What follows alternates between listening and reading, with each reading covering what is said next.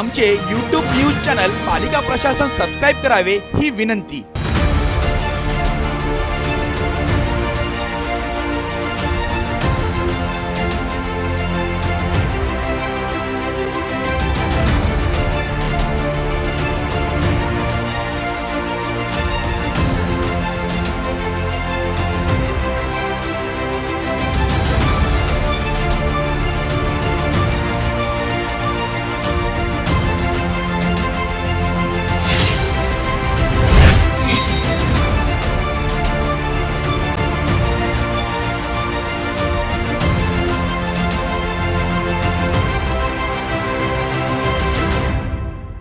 नमस्कार, सर्वांचं स्वागत आहे आमच्या थेट ग्रेट भेट या कार्यक्रमामध्ये। आज आम्ही रायगड जिल्ह्यामधील पनवेल तालुक्यामध्ये आहोत। पनवेल तालुका, उरण तालुका हा MMR रिजन मध्ये येतो, साधारणपणे कर्जत पर्यंत येतो। आणि या रायगड जिल्ह्यामध्ये खास करून आगरी कोळी कराडी संघर्ष सामाजिक संस्था ही कार्यरत आहे, तरुणांची संघटना कार्यरत आहे। नक्की ह्या संघटनेला महत्त्वाची म्हणजे 1 वर्ष पूर्ण झाले आज, आणि ह्या संघटनेची उद्दिष्ट म्हणा किंवा कार्यप्रणाली ह्या गेल्या 1 वर्षामध्ये कशी राहिली, त्यांच्या ज्या काही कार्यकारिणी समिती आहे, त्यांचे अध्यक्ष, कार्याध्यक्ष, प्रवक्ते हे काही सर्व काही सदस्य आहेत, यांना या पूर्ण वर्षभरामध्ये त्यांच्या संस्थेच्या माध्यमातून कसा अनुभव राहिला, या संस्थेने कोणकोणती कामं या पूर्ण वर्षभरामध्ये केली, तडीस लावली, नागरी समस्या म्हणा किंवा इथले रायगड जिल्ह्यातली किंवा ग्रामीण भागातील रायगड जिल्ह्यातल्या प्रश्न आहे, विविध समस्या आहेत, या कोणकोणत्या तडीस नेल्या, कोणकोणती कामं नागरिकांची केली, ग्रामस्थांची, या सर्व विषयांचा, या सर्व बाबींचा आपण उहापोह आज या थेट ग्रेट भेट या मुलाखतीमध्ये आपण करणार आहोत। आपल्यासोबत आहेत संघटनेचे कार्याध्यक्ष आणि अध्यक्ष। तर मी या संघटनेचे अध्यक्षांना विनंती करतो की त्यांनी म्हणजे अध्यक्ष आणि कार्याध्यक्ष आपल्यासोबत आहे आज, त्यांनी स्वतःहून त्यांचं म्हणजे थोडक्यात माहिती सांगावी, आणि त्याच्यानंतर आपण पुढे या पूर्ण मुलाखतीचं जे काय आहे पूर्ण आपण संभाषणाला सुरुवात करणार आहोत। खूप खूप धन्यवाद आपल्या दोघांचे की आपण आमच्या ह्या कार्यक्रमाला वेळ दिली। आमच्या प्रेक्षकांना आपली ओळख सांगा थोडक्यामध्ये। मी रुपेश मच्छिंद्रनाथ धुमाल, राहणार कोलेकोपर। मी आगरी कोळी कराडी संघर्ष सामाजिक संस्था या संघटनेच्या अध्यक्ष पदावर कार्यरत आहे। मी गौरव म्हात्रे, राहणार गव्हाणकोपर। मी सध्या आगरी कोळी कराडी संघर्ष सामाजिक संस्थेचा कार्याध्यक्षाचा पदभार सांभाळत आहे। तर माझा अध्यक्षांना पहिला प्रश्न असेल, अध्यक्ष साहेब आम्हाला सांगा की तुमची ही जी काही संघटना आहे, ह्या संघटने स्थापनेमागे मूळ उद्दिष्ट काय होतं? कारण की आम्ही बघितलं की ह्या भागामध्ये म्हणजे रायगड जिल्ह्यातल्या पनवेल आणि उरण हे 2 तालुके असे आहेत ते राजकीय आणि सामाजिक दृष्ट्या खूप सक्रिय आहेत। खूप साऱ्या संघटना इथं काम करतात, खूप विविध प्रश्नांवर। काही संघटनांचे तर एकसारखेच प्रश्न समस्या आहेत, एक प्रश्न समस्यांना घेऊनच काम करतात। मग ह्या तुमच्या आगरी कोळी कराडी संघर्ष सामाजिक संस्थेची स्थापना करण्याची गरज तुम्हाला का भासली? तसं तर आम्ही संघटनेचं कार्य काम करत असताना समाजसेवा आम्ही 2014 पासून सुरुवात केली। ही सुरुवात करत असताना प्रत्येक ठिकाणी होणारी अतिक्रमणची कारवाई, इतर समाजकार्यात आम्ही जेव्हा कार्यरत होतो तेव्हापासून जेव्हा मिठागरांचा प्रश्न असेल, सुरुवातीला आगरी कोळी कराडी या 3 समाजांचा जो मूलभूत व्यवसाय होता तो व्यवसाय होता मिठागरे, शेती, रेती, वीटभट्टी। परंतु आताची जी डेव्हलपमेंट आपण बघतो त्या डेव्हलपमेंटच्या कालामध्ये मिठाचा मूल व्यवसाय हा आगरी कोळ्यांचा होता, हा पूर्ण निस्तनाबूत झाला। खाडसोलच्या नावावर त्या जमिनी पहिल्यांदाच संपादित झाल्या, त्याच्यामुळं तिथला आमचा जो अस्तित्व होता, जो आमचा मूल व्यवसाय होता मिठाचा व्यवसाय, तो बंद झाला। आणि हा मिठाचा व्यवसाय बंद झाल्यामुळे दुसरा आमच्याकडे 2च पर्याय उरले होते, एक होता शेतीचा व्यवसाय, दुसरा होता रेतीचा, वीटभट्टीचा। हे तिन्ही समाज आमचे जेव्हा हा व्यवसाय करत होते, ते व्यवसाय करत असताना डेव्हलपमेंटच्या ह्याच्यात सर्व आमचे एक करून व्यवसाय जात होते। जेव्हा सिडको 1970 साली आली तेव्हा सिडकोने 95 गावाची जी जमीन संपादित केली, ती जमीन संपादित केल्यानंतर आमच्याकडे राहण्यासाठी तर शेती पिकवण्यासाठी काहीच राहिलं नाही। शेती पिकवण्यासाठी राहिलं म्हणजे ज्याच्यावर आमचं पोट होतं तो आमचा व्यवसाय गेला। याच्यानंतर जशी आपण जर गाणी ऐकला, अगोदरचा जो गाणी होता की आगरी कोल्यांची मुंबई, मुंबईमधून हा समाज आत्ताच्या परिस्थितीत जर आपण बघितलं तर हद्दपार होत चाललेला आहे। तो हद्दपार होण्यात मागचं कारण असं आहे की जो उद्योगशील व्यवसायात प्रगत असणारा जो समाज होता त्याचा मूलभूत व्यवसाय सर्व नष्ट झाले, आणि नष्ट होत असताना या देशात वेगवेगळे प्रकल्प आले, विमानतळ, नैना, MMRD या प्रकल्पामध्ये आमची राहती घरं सुद्धा गेली. म्हणजे या देशाच्या विकासासाठी या स्थानिक भूमिपुत्रांनी 100% भूमिहीन झालेला हा एकमेव समाज आहे जो आगरी कोली कराडे आहे. आणि त्याच्यामुळे हे अन्याय सहन करत असताना जरी राजकीय पक्ष किंवा इतर सर्व संघटना कार्यरत करत असल्या तरी काही ठिकाणी म्हणजे जेव्हा आता विमानतळ प्रकल्प जेव्हा चालू झाला त्यावेळी मी स्वतः विमानतळ प्रकल्पग्रस्त आहे. त्यावेळी आमची जी घरं चालली होती एअरपोर्टमध्ये आणि सध्याच्या कंडिशन मध्ये म्हणजे जसे आता लोक सांगतात की सिडको जिथे आली तिथे डेव्हलपमेंट झाली, ते लोकांचं चांगलं झालं. म्हणजे आपण एक ती म्हण आहे की दुरून डोंगर साजरे, पण सत्य परिस्थिती बघता ते दुरून डोंगरे साजर नाहीये.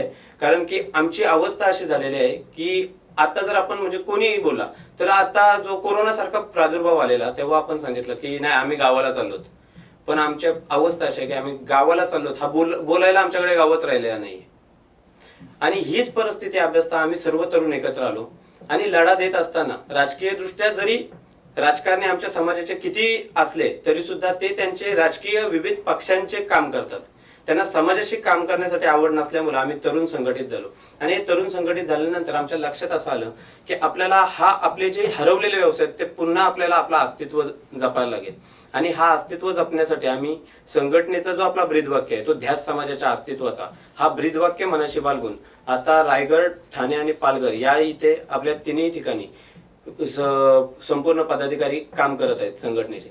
आणि याच्या भविष्यात आमचा विचार असा आहे का जो रेतीचा व्यवसाय ज्या स्थानिक भूमिपुत्रांचा जो व्यवसाय आता गुजरातची रेती आपल्या रायगडमध्ये चालते, परंतु जर आपण बघायला गेलो तर इथे स्थानिक रेती निघते ना, मग ती रेती पर्यावरणाला अनुकूल का नाही? आणि गुजरातमध्ये ती पर्यावरणाला अनुकूल, ती पण रेती नदीतूनच निघते, ही रेती सुद्धा नदीतूनच निघते. बरोबर आहे. तर म्हणजे महाडची नदीची रेती खूप फेमस आहे साधारणपणे आम्ही ऐकण्यात आहे. हा, तर असे हे रेतीचा व्यवसाय हा नष्ट केला. मिठाचा धंदा टाटा करायला लागला, पण तोच भूमिपुत्राचा जो मिठाचा धंदा होता तो काटसालच्या नावावर जमिनी शासनाच्या ताब्यात घेतला आणि हा व्यवसाय तुम्ही स्थानिक भूमिपुत्र करू शकत नाही. म्हणजे हा आमच्या समाजावर होणारा अन्याय आहे. आणि आगरी समाज हा ओबीसी मध्ये मोडतो आणि कोली समाज बघितला तर SBC मध्ये मोडतो. तर जर नाव ऐकलं तर सोबत नाव एकत्र घेतात. आगरी कोली कराडी हा समाज सोबत वावरतो, परंतु यांना विशिष्ट आरक्षणाच्या बाबतीत किंवा इतर गोष्टीत विभागला गेला. त्याच्यामुळे आमची जी एकी होती ती एकी उद्योगधंद्यात सुद्धा फोडली गेली आणि इतर गोष्टीत सुद्धा फोडली गेली. त्याच्यामुळं आता आम्ही तरुण संघटित होऊन पहिल्यांदा आपला जो रेतीचा व्यवसाय तो आम्ही लिगल कसा करता येईल त्याच्या मागे आहोत. आणि जर आता आपण बघितलं जो भाऊचा धक्का वगैरे किंवा ससून डॉक वगैरे, ससून डॉकचा वार्षिक उत्पन्न 5,000चा टर्नओव्हर आहे, पण तिथे स्थानिक भूमिपुत्रांना आता होड्या लावायला जागा नाही. ही अवस्था सध्याची परिस्थिती आहे. जे छत्रपती शिवाजी महाराज सांगत होते की शेतकऱ्याच्या भाजीच्या देठाला सुद्धा हात लावायचा नाही, परंतु त्या शिवाजी महाराजांच्या स्टॅच्यू स्मारकाचा राजकारण किंवा कॉन्ट्रॅक्टसाठी शिवाजी महाराजांना गडकिल्ल्यांवरून उचलून समुद्रात त्यांचा स्मारक करत लावलाय. तर हा शिवाजी महाराजांच्या नावाखाली या राजकारण्यांनी किंवा इतर शासनांनी केलेला तेथील स्थानिकांवर अन्याय आहे.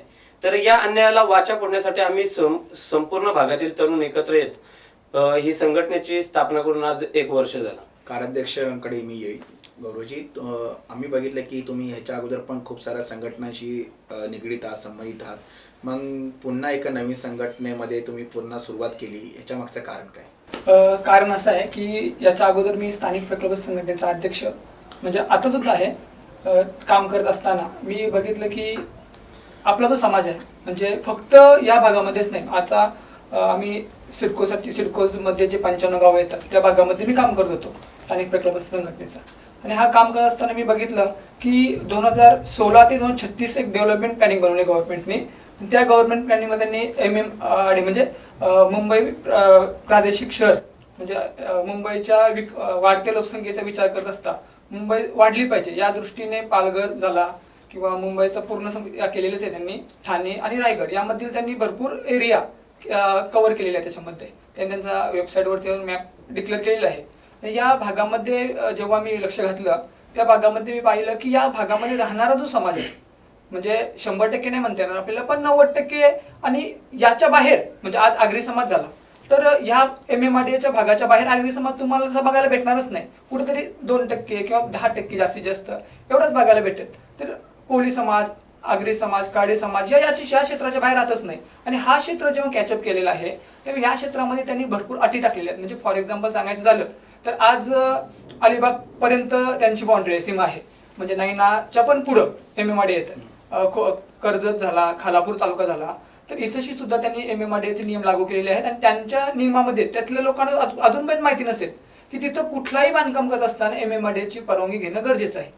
आणि त्यांनी दुसरा त्याच्यामध्ये काय मुद्दा केलेला आहे की आता जी घरं आहेत त्या ठिकाणी, म्हणजे आमच्यावरती जो अन्याय झाला, ज्यासाठी मी लढत होतो, आता सुद्धा लढतोय, तो असा विषय होता की 1880 साली आमच्या गावांचा सर्वेक्षण केला होता आणि सिडकोसाठी जमिनी घेतल्या 1970ला. म्हणजे 90 वर्षानंतर नकाशा जेव्हा डिक्लेअर केला गावाचा इंग्रजांच्या काळामध्ये 1880ला, आणि त्याच्या 90 वर्षानंतर जेव्हा जमीन घेतली तेव्हा जी घरं झाली होती या 90 वर्ष त्यांचा कुठलाही विचार सरकारने केला नाही. खरं तर आमचा असा मुद्दा होता की माझा जन्म नव्हता झाला त्यावेळी, नाही तेव्हा मी तेव्हाच मुद्दा उचलला असता. तर विषय असा होता की त्यावेळेला जमीन घेत असताना त्या प्रत्येक भूखंडाचा किंवा जसा सर्वे नंबर येतो, सर्वे नंबरचा हिस्सा नंबर येतो, त्या प्रत्येक भूखंडाचं सर्वेक्षण करणं गरजेचं असतं.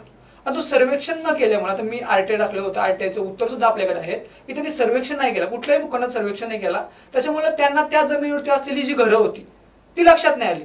आणि त्यांनी काय केलं की डायरेक्ट त्याचे अवॉर्ड तयार केले. अवॉर्ड तयार केल्यानंतर त्यांनी काय केलं की आमच्या लोकांना सांगितलं तुम्ही अवॉर्डवरती सही करा.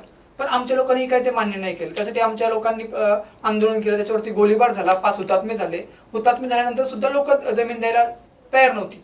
त्याच्यानंतर त्यांनी जबरदस्ती त्यांच्या अकाउंटला पैसे ट्रान्सफर करून त्या जमिनीचं घेतलेले आहेत. म्हणजे आज सुद्धा जर आपण बघितलं तर ते पैसे नाकारण्याने सुद्धा तुम्हाला भरपूर लोक मिळते. आज सुद्धा 95 गावामध्ये सुद्धा आज देखील भरपूर लोकांनी ते पैसे नाकारून, म्हणजे ज्यांना त्यावेळेला शिक्षण, म्हणजे भारताचं संविधान काय सांगतो, संविधानामधील 45 कलम काय सांगतोय की प्रत्येक मुलाला तुम्ही शिकवलं पाहिजे, जबरदस्तीने शिकवलं पाहिजे. का तर प्रत्येक मुलगा सुशिक्षित झाला तर तो पुढे जाऊन काहीतरी करेल. पण न शिकवल्यामुळे भरपूर लोक या भागातली अडाणीच होती. जी शिकली त्यांनी या सर्व गोष्टींना म्हणजे या अन्यायाला वाचा फोडून त्यांनी नाकारले पैसे. आणि आज सुद्धा भरपूर लोकांनी या सिडकोला जमीन द्यायला नाकारलेलं आहे. तर अशा जे पुढचे म्हणजे MMRDA मध्ये जो आपला समाज येतोय त्या समाजामध्ये आज काय झालेलं आहे की आज सुद्धा ते घराचं सर्वेक्षण केलेलं नाही. आणि तिथं जी घरं वाढलेली आहेत त्यांना आता MMRDA आला, म्हणजे ML प्लॅनिंग कधी केली 2016 ते 2036 पर्यंत त्यांचं टार्गेट आहे. तर 2016 साली त्यांनी प्लॅनिंग केली असताना त्यावेळी त्यांनी सर्वेक्षण करायला पाहिजे होतं कमीत कमी. त्यावेळी त्यांनी सर्वेक्षण करून त्यांची तिथं जी वाढलेली घरं आहेत त्यांना लिगलाइज करायचं बोला किंवा पुढचं काही जी प्रोसेस असेल ती करायला पाहिजे होती. पण तो होतंय कसं माहिती आहे का, आता नॉर्मल एक माणूस असेल तो काय विचार करतो की ग्रामपंचायतनी घरपट्टी दिली म्हणजे माझं घर अधिकृत आहे. पण ग्रामपंचायत सुद्धा घरपट्टी देत असताना त्या म्हणजे तो घराची जी जमीन आहे ती NA केलेली आहे का, किंवा तो बांधकाम तुम्ही अप्रूव्ह करून घेतलेला आहे का, ही गोष्ट न बघितल्यामुळं सर्वसामान्य माणसाने ती गोष्ट कळतच नाही ना. म्हणजे गव्हर्नमेंटची पहिली चुकी काय, तुम्ही शिक्षण नाही द्या लोकांना. दुसरी चुकी काय, तुमचा ग्रामसेवक जो सुशिक्षित असतो तो सुद्धा लोकांना सांगत नाही की तुम्ही जमीन NA करून घर बांधला पाहिजे. बरोबर आहे. त्याच्यामुळे एखादा अशिक्षित माणूस काय करतो, घर बांधतो, घरपट्टी घेतो आणि तिथे त्या ठिकाणी राहतो. नंतर आता तोच विषय झालाय ना. MMRDAने काय विषय केलेला आहे की अशी जी घरं आहेत की मूळ गावठाण कधीच आहे तुमचं 1880 आहे. मग 1880 पासून आज किती वर्ष झाली, आज जवळपास 140 वर्ष झाली 2020. बरोबर आहे. आज 140 वर्ष ते घर वाढणार नाही का मूळ गावठाणच्या बाहेर. मग मूळ गावठाणच्या बाहेर जी वाढलेली घरं होती गव्हर्नमेंटचं मत आहे की त्यांनी NA करून बांधायला पाहिजे होती. बरोबर आहे. पण त्यांच्यापर्यंत ती माहितीच न पोहोचवल्यामुळं त्यांना समजेल कसं की घर NA केला पाहिजे किंवा घरावर प्लॅनिंग करून त्या काळात इंटरनेट किंवा व्हॉट्सअप फेसबुक फॅसिलिटी पण नव्हती. हा, मग त्याच्यामुळे आज सुद्धा गव्हर्नमेंट काय करतंय, ही जी घरं आहेत गावठाणच्या बाहेर त्यांना आता सुद्धा अनाधिकृत ठेवते. म्हणजे घरं त्यांच्याच जमिनीवरती आहेत. 7/12 हा त्या घर मालकाच्या नावावरती 7/12 आहे. पण घर NA नसल्यामुळं किंवा घराची प्लॅनिंगनुसार घर न बांधल्यामुळं त्या घराला गव्हर्नमेंट आज सुद्धा अनाधिकृत ठरवते. हे सर्व तुमची जी फाईट होती त्या संघटनेच्या मार्फत चालूच होती, आत्ताही चालू आहे. मग पुन्हा आगरी कोळी कराडी संघर्ष सामाजिक संस्थेमध्ये मग विषय कसा झाला माहिती आहे का, हा जो अन्याय आहे ना, हा जो मगाशी मी बोललो की हा जो नकाशा MMRDAचा हा प्रामुख्याने इथल्या लोकल समाजाला टार्गेट करून केलेला आहे. कारण कसं आहे माहिती आहे का, मुंबईची जरी वाढवत असली तरी नॉर्मल तुम्हाला मी सांगतो आज मुंबई आहे, बरोबर आहे, मुंबईची वाढवते म्हणून मुंबईलाच वाढवली पाहिजे असा काही विषय नाही. तुम्ही पुण्याला वाढवा, तुम्ही नागपूरला वाढवा, महाराष्ट्रामध्ये भरपूर शहर, देशामध्ये पण भरपूर शहर, पण टार्गेट कुठं होत आहे, मुंबई. आज कसं आहे माहिती आहे का, आज अध्यक्षांनी सांगितल्याप्रमाणे आज यांचा गावच पूर्ण उद्ध्वस्त केलेला आहे. बरोबर आहे. यांच्या गावावरती एअरपोर्ट आणून ठेवलेलं आहे, बाकी जमीन नाही, भरपूर जमीन आहे. तिथं सुद्धा एअरपोर्ट करू शकत होतं. आज तुम्हाला मी एअरपोर्टचं पण उदाहरण देतो की एअरपोर्टची जी खाडी आहे बेलापूरची आणि रायगड आणि ठाण्यामधील जी खाडी आहे त्या खाडीमध्ये आरमार छत्रपती शिवाजी महाराजांनी आरमारची सुरुवात केली होती. तेव्हा या ठिकाणापासून ते जहाज वगैरे हे करायचं म्हणजे तो जो इतिहास होता आपल्याला महाराष्ट्राचा जो इतिहास होता तो आपल्या लोकांपर्यंत पूर्णपणे न पोहोचल्यामुळे आज लोकांना सुद्धा माहित नाही की इथं काय होतं ते. पण अशा गोष्टी आणि गावठाणच अध्यक्षांनी सांगितलं की कोरोनाच्या मुळे लोक गावाकडे जातात. आम्हाला गावच राहिलं नाही ना. आज आमच्या सिडको याच्यात सुद्धा पंचाणगावमध्ये 100% जमिनी घेतलेल्या आहेत. 100% जमिनी घेऊन आज घर सुद्धा घेत आहेत. घरं सुद्धा अनाथगृह ठरवतात. बरोबर आहे. आता MMRD मध्ये सुद्धा तेच होतंय की 100% जमिनी तर घेणार आणि जी घरं आहेत ज्या 140 वर्षात वाढलेली एकूण 1880 पासून ते आतापर्यंत ती घरं सुद्धा त्या अनाथगृह ठरवतात. म्हणजे विषय काय होत आहे की हा पूर्णपणे हा एक टार्गेट समाज इथला जो लोकल समाज आहे म्हणजे आगरी कोळी काडी हा मोठ्या प्रमाणात समाज आहे. बाकी सुद्धा समाज आहेत या ठिकाणी आपण पाहिला असता आदिवासी 12 बलुतेदार आपण 12 समजू शकतो. बलुतेदार 12 बलुतेदार समाज या ठिकाणी राहतो. तो तर कुठे गणिताहित मध्ये दिसत पण नाही म्हणजे प्रशासनाच्या आगरी कोळी कराडी समाज सोडल्यावर 12 बलुतेदारांना तर ते गणितात पण घेत नाही प्रशासन. तोच विषय होता. कसं आहे माहिती आहे का आपण एक आगरी कोळी काडी नाव यासाठी दिलेलं आहे की या ठिकाणी मोठ्या प्रमाणात हा समाज राहतोय. आपण असा नाही की त्यांना आपण वगळतोय. आपण 12 बलुतेदार समाजाला सोबत घेऊ. आता नॉर्मली जर तुम्ही विकिपीडियावरती नुसतं आगरी टाकलात आगरी समाज तर तुम्हाला 12 बलुतेदार जे आहेत त्यांच्या सुद्धा आगरीमध्ये येते. कारण कसं आहे माहिती आहे का आगरी एक भाषा आहे. आगरी भाषा काडी समाज पण वापरतोय कोळी समाज पण वापरतोय आणि जो या भागामध्ये म्हणजे MMRDचा जो भाग आहे तो आपण जर पूर्ण बघितलात ना आता हा पूर्ण भाग हा आगरी भाषा बोलणार आहे. आगरी भाषिक आहे. ओके. तर त्याच्यामुळे एक समाजाची संघटना असावी जेणेकरून कसं असतं समाज म्हणून आपण जेव्हा एकत्र येतो त्यावेळी तो एक वेगळा विषय होता. स्थानिक प्रकल्पग्रस्त म्हणून इथला ज्याच्यावरती आणणे आता कसं होतं सिडकोमध्ये जेव्हा आपण म्हणजे सिडको क्षेत्रामध्ये जेव्हा आपण बोलायचो तेव्हा त्या लोकांची जमीन गेली होती त्यांना वाटायचं आपण प्रकल्पग्रस्त आहोत. पण आता MMRD मध्ये लोकांना माहितीच नाही की ती सुद्धा आता प्रकल्पग्रस्त होणार आहेत. मग एक समाज म्हणून एकत्र आलं पाहिजे. समाजाची एक संघटना असली पाहिजे. समाज म्हणून कसं आता मी आग्री आहे अध्यक्ष आग्री आहेत यामध्ये संघटनेमध्ये कोळी समाजाचे लोक आहेत काळी समाजाचे लोक आहेत.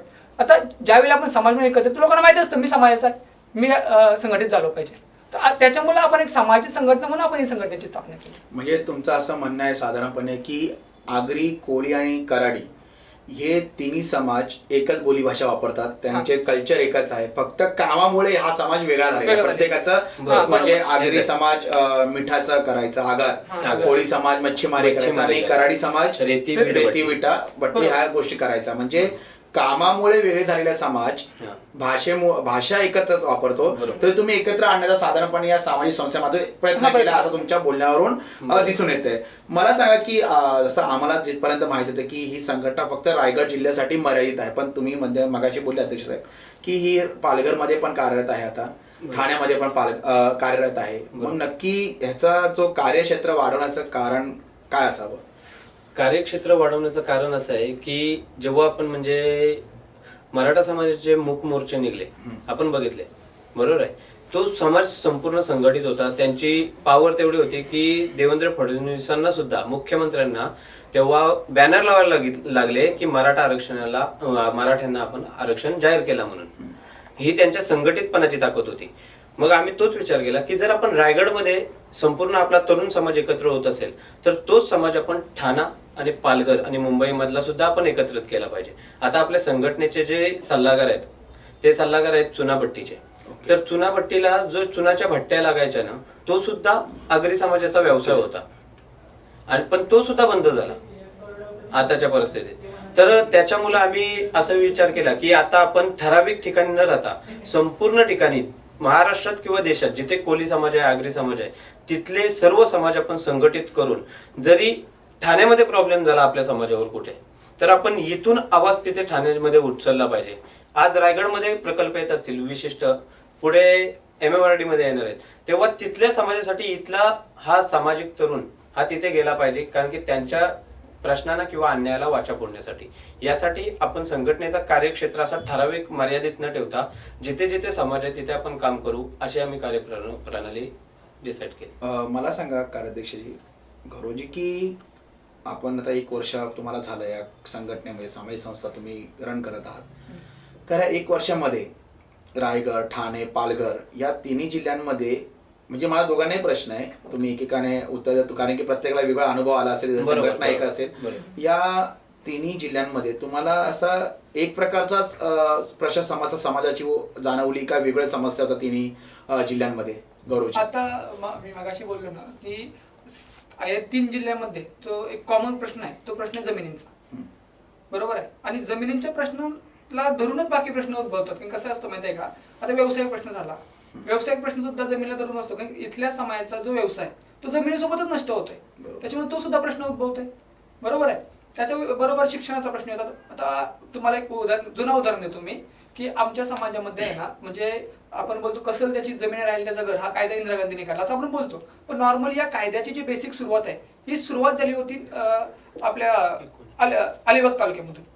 कशी झाली माहिती आहे का, की ज्यावेळी खोती किंवा सावकारगिरी होती ती लोकांकडून जो कर वसूल करत त्याला विरोध केला आमच्या आगरी समाजाकडून तो विरोध झाला. आणि तो विरोध करत असताना नारायण नागू पाटील यांनी त्या आंदोलनाला म्हणजे तीव्र रूप देऊन त्याला डॉक्टर बाबासाहेब आंबेडकर यांचा सपोर्ट केला.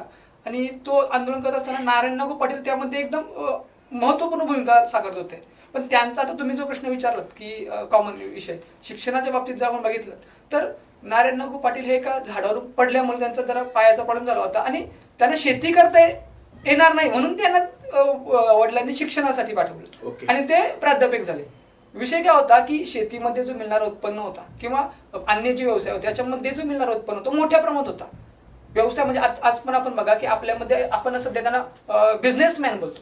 बरोबर. एखादा बिझनेसमॅन जेवढा तरक्की करू शकतो, जेवढा प्रगती करू शकतो तेवढा एखादा शिकलेला माणूस नोकरीवाला माणूस, बरोबर आहे, शिकलेला नाही म्हणतात की शिकलेला माणूस सुद्धा बिझनेस करतो, नोकरी करणारा, शिकून नोकरी करणारा, तो माणूस तेवढी प्रगती नाही करू शकत. त्याच्यामुळे जो इथला आमचा समाज आहे तो समाज जे व्यवसाय करतो त्यामध्ये त्यांना म्हणजे मोठ्या प्रमाणामध्ये ती प्रगती होती आमच्या लोकांसाठी.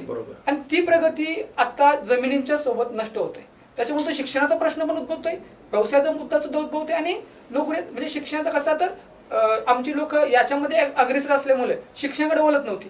बरोबर आहे. आणि आता या सर्व गेल्यामुळं शिक्षणाकडे आता लोक वळायला लागले. बरोबर आहे. शिक्षण घेत होते, नाही असं नाही, शिक्षण त्यावेळी सुद्धा घेत पण स्वरूप कमी असेल यामुळे होतं. लहानपणीच पैसा बघितल्यावर मग शिक्षण कशाला घे म्हणून असं साधारणपणे एक विचार बनला असेल.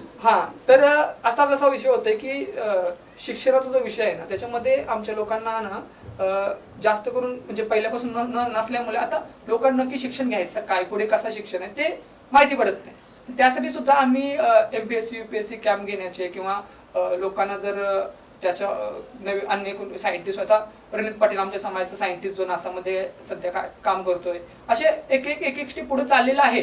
पण त्यांना मार्गदर्शन करण्यासाठी आम्ही एक तो पण कॉमनच प्रश्न आहे, त्यासाठी आम्ही एक प्रयत्न करतोय. असे आहेत बरेचसे प्रश्न. मी तुमच्याकडे येईल की तुम्हाला काय अनुभव आला एका वर्षामध्ये ह्या 3 जिल्ह्यांमध्ये एक प्रकारच्या प्रश्न समस्या राहिल्या का वेगळ्या पण होत्या आणि मग वेगळ्या होत्या त्या कोणत्या होत्या, मग तुम्ही कसं त्याला टॅकल केलं? जर आपण बघायला गेलं ना तर सुरुवातीला जसं कार्याध्यक्ष गौरवजींनी सांगितलं की नारायण नागू पाटलांनी जेव्हा आंदोलन चालू केलं चरीमधून, तो आंदोलनाचा रूप त्यांनी रायगड, ठाणे आणि पालघर इथून उभा केलेला होता आणि इथे त्यांनी संघटन बांधलेलं होतं. हा एक संघटनेचा आमचा विस्तार करण्यामागचा आम्हाला तो नारायण नागू पाटलांचा आलेला अनुभव. दुसरी गोष्ट, ब्रिटिश राजवटीत जेव्हा जमीन कसण्यासाठी कुल म्हणून किंवा कसणार म्हणून जेव्हा आमचा समाज काम करत होता त्याला जो कायदा लागू केला नारायण नागू पाटलांनी, तो कायदा जेव्हा लागू झाला तेव्हापासून ते आतापर्यंत जर अभ्यास केला तर जर आपण उरण भागात बघितला, उरण भागात सेज आली, सेजनी असा भारतात चिकार ठिकाणी जमीन घेतलेली आहे. आणि सेजचे जर आपण उद्दिष्ट किंवा क्रायटेरिया बघितला तर सेजसाठी सैन्यबल सुद्धा बाहेरून आणू शकतात. कमीत कमी 75 लाख सैन्य आणायला सेजसाठी परवानगी आहे. प्लस त्याच्यात आपल्या संविधानाचा कोणताही कायदा लागत नाही. दुसरी गोष्ट, त्याच्यात आपली करन्सी लागत नाही. हा उरण तालुक्यातला अनुभव. जर आपल्या जमिनीवर संविधान लागत नाही, आपला तिथे कोणताही कायदा लागत नाही, आपली करन्सी चालत नाही, नक्की शासनाला आपल्या जमिनीवर करायचं काय? आणि जर करायचं आहे तर मग बॉर्डरवर तुम्ही जी सैन्यबल आज आपले इतके जवान शहीद होतात, मग ते शहीद कशासाठी होतात? जर तुम्ही बाहेरच्या कंपन्या जिथे आणून प्लस तिथे आपला संविधान लागू होत नाही, आपला कुठला कायदा लागू होत नाही, म्हणजे नक्की यांना विकास तरी कुठल्या प्रकारचा करायचा आहे? यांना देशाचा विकास करायचा आहे की इतर बाहेरच्या देशांचा विकास करायचा, हा प्रश्न उरण भागात पडतो.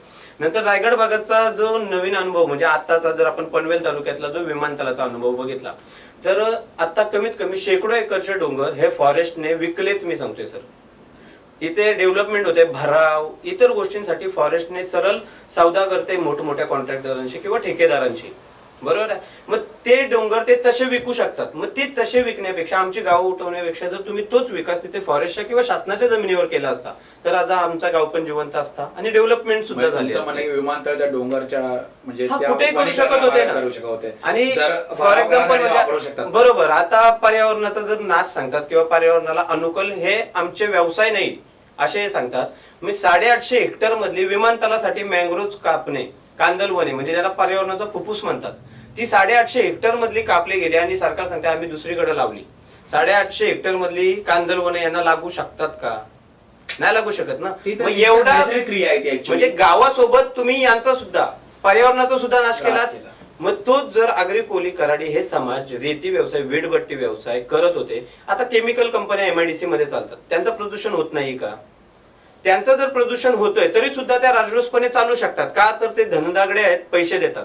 मग तीच एक गरीब माणसाचा जो व्यवसाय आहे वीटभट्टी त्याला जर यांनी व्यवस्थित क्रायटेरिया लावला असता, बाबा तुम्ही चला आता आपण किचन मध्ये जी चिमणी लावतो फॉर एक्झाम्पल, भाऊ तुमचा धुराचा त्रास होतोय तुम्ही पर्यावरणाला अनुकूल म्हणून अशा प्रकारे चिमणी लावा जेणेकरून त्याचा धुराचा त्रास होणार नाही. जे फॅक्टरी बसवतात व्यवसाय चालू शकतो, इथला स्थानिक जिवंत राहू शकतो, त्याचा अधिकार त्याचा अस्तित्व अबाधित राहू शकतो. पण तसं न केल्यामुळं आज इथल्या पनवेल तालुक्यातील समाजावर ही वेळ आलेली आहे की त्यांचं अस्तित्वच राहिलं नाही. म्हणजे आज आता एअरपोर्ट पुनर्वसन मध्ये सांगतात एकाच्या बदल्यात 3 पट घरांची जागा दिली, पण ऍक्च्युली ते घरांची जागा दिलीत त्यांना बांधकामाला जो खर्च लागतोय तो ऍक्च्युली यांनी ही इथे बिल्डर लॉबी मोठी केली. बिल्डरला 50-50 डेव्हलपला दिल्यानंतर जी कन्व्हेन्स डीड होते तेव्हा जो भूधारक आहे तो फ्लॅटधारक राहतो, बरोबर.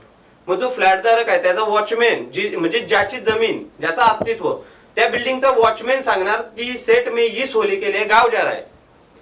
पण आमची शोकांतिका आणि आमचं दुःख असं आहे की आम्ही गावाला चाललो किंवा गाव हा इथे राहिलेला नाही. आणि ठाण्यामध्ये जर आपण बघायला गेलो चुनाभट्टी, आता चुनाभट्टीच्या याच्यावर एक चुनाभट्टीतला एक म्हणजे ठीक आहे म्हणजे नाही करून त्यांची 3री पिढी असेल, त्यांच्या 3ऱ्या पिढीतला एक आजोबा आहे. त्या आजोबा सांगतात की आमचा वडील हा घरावर सोन्याची कौलं टाकणार होता. म्हणजे ही सत्य परिस्थिती होती की उद्योगधंद्यात इतका प्रगतशील आणि इतका श्रीमंत हा समाज होता, परंतु त्याच्या या व्यवसायांवर म्हणजे तिथल्या आता चुनाभट्टीचा जो व्यवसाय होता तो नष्ट केला. मुंबईमध्ये अग्रिकोल्यांचा जो मिठागरांचा व्यवसाय होता तो नष्ट केला. मग यांनी व्यवसाय करायचे काय? आणखी एक व्यवसाय सांगतो तुम्हाला, पण जर मी बोललो ना तर तरुण हा व्यसनाला कुठेतरी पुढाकार देतोय असं होतोय. जर मुंबईमध्ये हमखास आमच्या शेलघर भागातून किंवा इतर भागातून ही पहिल्या धारीची दारू जात होती, आता दारूचा विषय काढला तर लगेच सांगणार हा व्यसनाला कुठेतरी पाठिंबा देतोय. आता इथे वाईन शॉप चालतात ते व्यसनाला पाठिंबा नाहीये का? सगळ्यात जास्त करन्सी व्यसनातून जर बरोबर आहे. मग शासनाला माहिती होता की इथला स्थानिक जो आहे जो एवढी चांगली दारू बनवतोय की ती दारू आज 40,000चा खांबा ब्ल्यू लेबल सारखा खांबा माणूस बाजूला ठेवतो आणि त्या दारूची पहिली मागणी करतोय की ही दारू आम्हाला द्या. तर कुठेतरी त्याची क्वालिटी चांगली असणार आणि त्यावेळेस पण दारू लोक पित होती ती 110 वर्ष जगत होती. पण आताची जी दारू पितात त्याच्यात माणसं 60 ते 70 वर्षात बिअर पिणारा माणूस हा हमखास अटॅक किंवा इतर आजारांनी जातोय, बरोबर आहे. मग तो जो व्यवसाय होता त्यांना फक्त मार्गदर्शनाची किंवा गाईडलाईनची एक गरज होती, नियमावलीची. ती नियमावली जर शासनाने दिली असती की बाबा ही जर तुम्ही वाईन फॅक्टरी तुम्ही दारू अशी बनवता अशी बनवू नका, तुमचा समूहाचा गट बनवा आणि अशा प्रकारे तुमची फॅक्टरी टाकून तुम्ही हा क्रायटेरिया लावून शरीराला पोषक किंवा कम्पेटेबल अशी तुम्ही जर दारू बनवली, नाशिकला जसं केलंय वायनरी काढल्या तशा, बरोबर आहे, तशा वायनरी काढल्या असतात तर आज मुंबईमध्ये जो गाण्यात राहिलेला आगरी कोलियनचा जो मुंबई ती अद्याप तशीच अस्तित्वात राहिली असती. दुसरं एक गाणं आहे म्हणजे एक गाण्याचं उदाहरण देतो की पीक दर्याचं रेती मीठ आणि मावरं. म्हणजे दर्यामधून पीक जो कोली समाज दर नारळी पौर्णिमेला सोन्याचा नारळ किंवा ज्याच्या ऐपतीनुसार असेल तो नारळ दर्यादेवाला सोडतो. त्याच्यात जो रेतीचा व्यवसाय, मिठाचा व्यवसाय, वीटभट्टीचा व्यवसाय हे जर यांचं अस्तित्व तसंच ठेवलं असतं म्हणजे प्रत्येक भागातला जो व्यवसाय आहे तो नष्ट केलाय आणि त्याचसोबत आता राहत्या घरांवर आलेली आहे सिडको. म्हणजे तुमचं असं म्हणणं आहे की तुमच्या संस्थेचं किंवा तुमचा विचार असा आहे उद्दिष्ट की शासनाने तुमचे उदरनिर्वाहाचे जे व्यवसाय होते त्याच्यावर घाव घातला, ते संपादित केले आणि ते चालवतात ते सध्या आता. बरोबर आहे. म्हणजे मिठाचा तुमचा आगरी समाजाचा होता, तो त्याच्यावर घाव घातला, तो संपादित केला, तो आता टाटा कॅप्टन कुक अशा या वेगवेगळ्या म्हणजे कंपन्या भांडवलदारांचा व्यवसाय. दुसरी गोष्ट तुमचा कोळी समाजाचा जो मच्छीमारीचा होता, मोठमोठ्या आता आम्ही ऐकत असतो की मोठमोठ्या जहाजे येतात मल्टीनॅशनल कंपनीच्या, ते जाऊन करंट मारून मच्छी पकडतात, बरोबर. ते पल्सेसन नेट, असे विविध त्याच्यामध्ये प्रकारचे. आता लिकरचं तुम्ही सांगितलं की जर जी नॅचरल लिकर होती ती त्याच्यावर घाव घालून ते आता काही मोठमोठ्या कंपन्या दारू बनवतात. म्हणजे तुमचा साधारणपणे की म्हणजे रेतीचा असू दे, त्याच्यानंतर मी रेतीचा म्हणतात टेंडर देऊन टाकतात. एक्झॅक्ट म्हणजे रेतीच्या बद्दल तर मी सांगेल, रेतीचा जर महसूल गोळा केला तर महाराष्ट्र शासनाला महसूल किती गोळा होऊ शकतोय? मग तुम्हाला गुजरातवरून आयात करण्याची गरज काय रेतीची? आणि गुजरातच्या रेतीपेक्षा इथल्या स्थानिक रेतीची स्ट्रेंथ ही जास्त आहे, हे आम्ही अनालिसिस केले स्वतः, म्हणून आम्ही सांगतोय. मग तिथल्या रेतीच्या पेक्षा इथली स्ट्रेंथ जास्त आहे, मग त्याला रेती माफिया का ठरवला? तुम्ही त्यांना जर कर लावले असते, बाबा हा तुम्हाला रॉयल्टी ही या गोष्टीला भरणं आहे, रेती निघली असती आणि इथला मूलभूत व्यवसाय आहे तो तसाच जिवंत राहिला असता आणि त्याच्यामुळे इथला स्थानिक जो भूमिपुत्र आहे तो जिवंत राहिला असता. पण असं न, शासनाने असं न केल्यामुळं आज आमच्यावर अन्याय होतोय. नाही म्हणजे पहिले तुमचा उदरनिर्वाहाची सर्व साधनावर घाव सर्व, घातला, सर्व, संपादित सर्व. केली, ते तुम्हाला म्हणजे देशोधडी लावलं. सर्वात पहिले देशोधडी लावलं. उदरनिर्वाह तुमचा आहे. त्याच्यानंतर तुमची राहती घरं होती, त्याच्यावर विमानतळ आणून ठेवलं आणि तेच ना. सेज आणला, त्याच्यानंतर सांगितलं तुम्ही इथे राहू पण नका. मग मला सांगा, हे सर्व 1970 ते आज 2020 म्हणजे 50 वर्षामध्ये घडलं. म्हणजे साधारणपणे आपण बोलू की दर 10 वर्षाला जर एक पिढी हे होते तर 5 पिढ्या ह्याच्यामध्ये गेल्या, म्हणजे 5 पिढ्या किंवा आपण 2 ते 3 पिढ्या बघू. तर मला सांगा की एवढं सर्व होत असताना, म्हणजे तुम्ही ठीक आहे तरुण आहात, आपण मी तरुण आहे, आपणही तरुण आहात, पण एवढं सर्व ज्या गोष्टी घडत असताना इथली राजकीय समीकरणं कशी होती आणि ती राजकीय समीकरणं तुमच्या संघटनेला, भले तुमच्या संघटनेला 1 वर्ष झाले असेल, परंतु तुम्हाला सामाजिक संस्थेमध्ये काम करणारा दांडगा अनुभव आहे. तुमच्या अध्यक्ष म्हणा, कार्याध्यक्ष, तुम्हाला दोघांना किंवा तुमच्या इतर सदस्यांना असेलही. तर मला सांगा की राजकीय नेत्यांचा किंवा राजकारणातील मंडळींचा तुमच्या संस्थेला गेल्या 1 वर्षामध्ये कोणत्या प्रकारचं सहकार्य लाभलं? म्हणजे खरं प्रमाणे सहकार्य लाभलं असेल तर असेल ते स्पष्ट बोलतो. पहिली गोष्ट, संघटनेची सुरुवात किंवा स्थापना ही अराजकीय होती आणि अद्यापपर्यंत अराजकीय आहे. परंतु संघटनेत जे काम करणारे पदाधिकारी, कोणी विभाग प्रमुख, तालुका प्रमुख हे आहेत, ते प्रत्येक कोणत्या पक्षाचे झेंडे घेऊन समर्थक किंवा त्यांचं काम करतायत. बरोबर आहे. पण ते जे तरुण आमच्या सोबत एकवटले, त्यांची स्वतःची स्टेटमेंट अशी आहे की जेव्हा समाजावर अन्याय होईल तेव्हा आम्ही पक्षाचे झेंडे बाजूला ठेवून समाजाचा झेंडा हाती घेणार. तर राजकीय अनुभव जर सांगायचा झाला तर आतापर्यंतचे शेतकरी कामगार पक्षाची स्थापना ही नारायण नागू पाटलांनी केलेली, पण तोच पक्ष आज अस्तित्वात जिवंत राहिला नाही. कारण की राजकारण करत असताना समाजकार्य करण्यासाठी राजकारणाची जोड घ्यायची असते, परंतु राजकारण करत असताना आपण श्रीमंत कसे झालो पाहिजे याच्याकडे इथल्या स्थानिक राजकीय नेत्यांनी जास्त पुढाकार किंवा लक्ष दिल्यामुळं आज इथल्या स्थानिक भूमिपुत्रांची ही अवस्था आहे. जर त्यांनी स्वतःचं अस्तित्व टिकून ठेवलं असता, त्यांना 100 कोटीचे कॉन्ट्रॅक्ट आहेत त्यांनाच करायचे आहेत. आज माझ्यासारखा सामान्य किंवा इतर आमच्या सामान्य भूमिपुत्र हा 100 कोटीचा कॉन्ट्रॅक्ट घेऊ शकत नाही. हा काम त्यांनाच करायचा आहे. पण त्यांनाच काम करत असताना आपण समाजाचं काहीतरी देणं लागतो, तेव्हा आपण समाजाचं काम केलं पाहिजे ही भावना ते राजकीय पक्ष विसरल्यामुळं आमच्यासारख्या सामाजिक संघटनांना समाजासाठी काम करण्यासाठी उतरावं लागत आहे. आज खरंशी मला सांगा, तुम्ही जरा राजकीय लोकांशी जवळीक साधून असतात, जवळीक म्हणजे तुमचे विविध विषय समस्या असतात, त्याच्यामुळे आम्ही बघितले गेली 2-3 वर्ष. तर मला सांगा की तुम्ही जेव्हा हे सर्व सामाजिक संस्थेचं काम करता तर असा कोणता पक्ष होता यांनी तर सरळ बिल फाडला शेतकरी कामगार पक्षावर, की त्यांनी लक्ष दिलं नाही? कारण की ऑब्व्हियसली रायगड जिल्ह्यामध्ये फक्त शेतकरी कामगार पक्षच नाही, इतर राजकीय पक्ष सुद्धा. आता जे दल बदलू राजकीय पक्ष आहेत त्यांच्याबद्दल तर आपण काय बोलू शकत नाही, आज इथे आहेत, आज उद्या तिथे आहेत, त्यांच्याबद्दल तर काय स्टेटमेंट देऊ शकत नाही आपण. हा शेतकरी कामगार पक्ष हा शेतकऱ्यांच्या आंदोलनातून तयार झालेला पक्ष होता. बरोबर. त्याच्यासाठी आम्ही ते सांगतोय, कारण की जेव्हा नारायण नागू पाटलांनी जो पक्ष स्थापन केला तेव्हा काहीतरी 113 आमदार आणून विधान परिषदेवर विरोधी पक्ष नेते हा पद त्यांनी भूषवला. तर ही मोठी राजकीय पक्षाची आणि इथल्या स्थानिकांचा तो पक्ष होता. तर मी कार्याध्यक्षांकडे की कोणता असा पक्ष आहे, शेकाप तर आता म्हणजे त्यांनी एकदम बाजूलाच टाकून दिलं. मला सांगा, ह्या गेल्या 1 वर्षामध्ये संघटनेच्या कामासाठी कोणत्या राजकीय पक्षाने किमान सपोर्ट केला आणि सपोर्ट केला नसेल तर कोणत्या राजकीय पक्षाने विरोध केला म्हणजे उघडपणे सांगा, कारण की हे जनतेलाही माहिती पडलं पाहिजे. आणि जर तुम्ही तुमची भूमिका जर तुम्ही प्रखरपणे मांडत आहात, पारदर्शकपणे मांडत आहात, तर तुम्ही सत्य बोलत आहात. कारण की जनतेला माहिती पडणं गरजेचं आहे. कारण की ते जनता म्हणजे तुमच्या समाजाचे आगरी कोळी कराडी जो समाज आहे ती पण जनता कोणत्या ना पक्षाला वोटिंग करते. त्याच्यामुळे त्यांनी पण विचार करायला पाहिजे की कोणता पक्ष आमच्यासाठी काम करायला, आमच्या पुढच्या पिढीसाठी किंवा वर्तमान पिढीसाठी काम करणाऱ्या जी सामाजिक संस्था त्यांना सपोर्ट कोणता पक्ष करतो आणि कोणता पक्ष करत नाही, हेही त्यांना माहिती पडलं पाहिजे.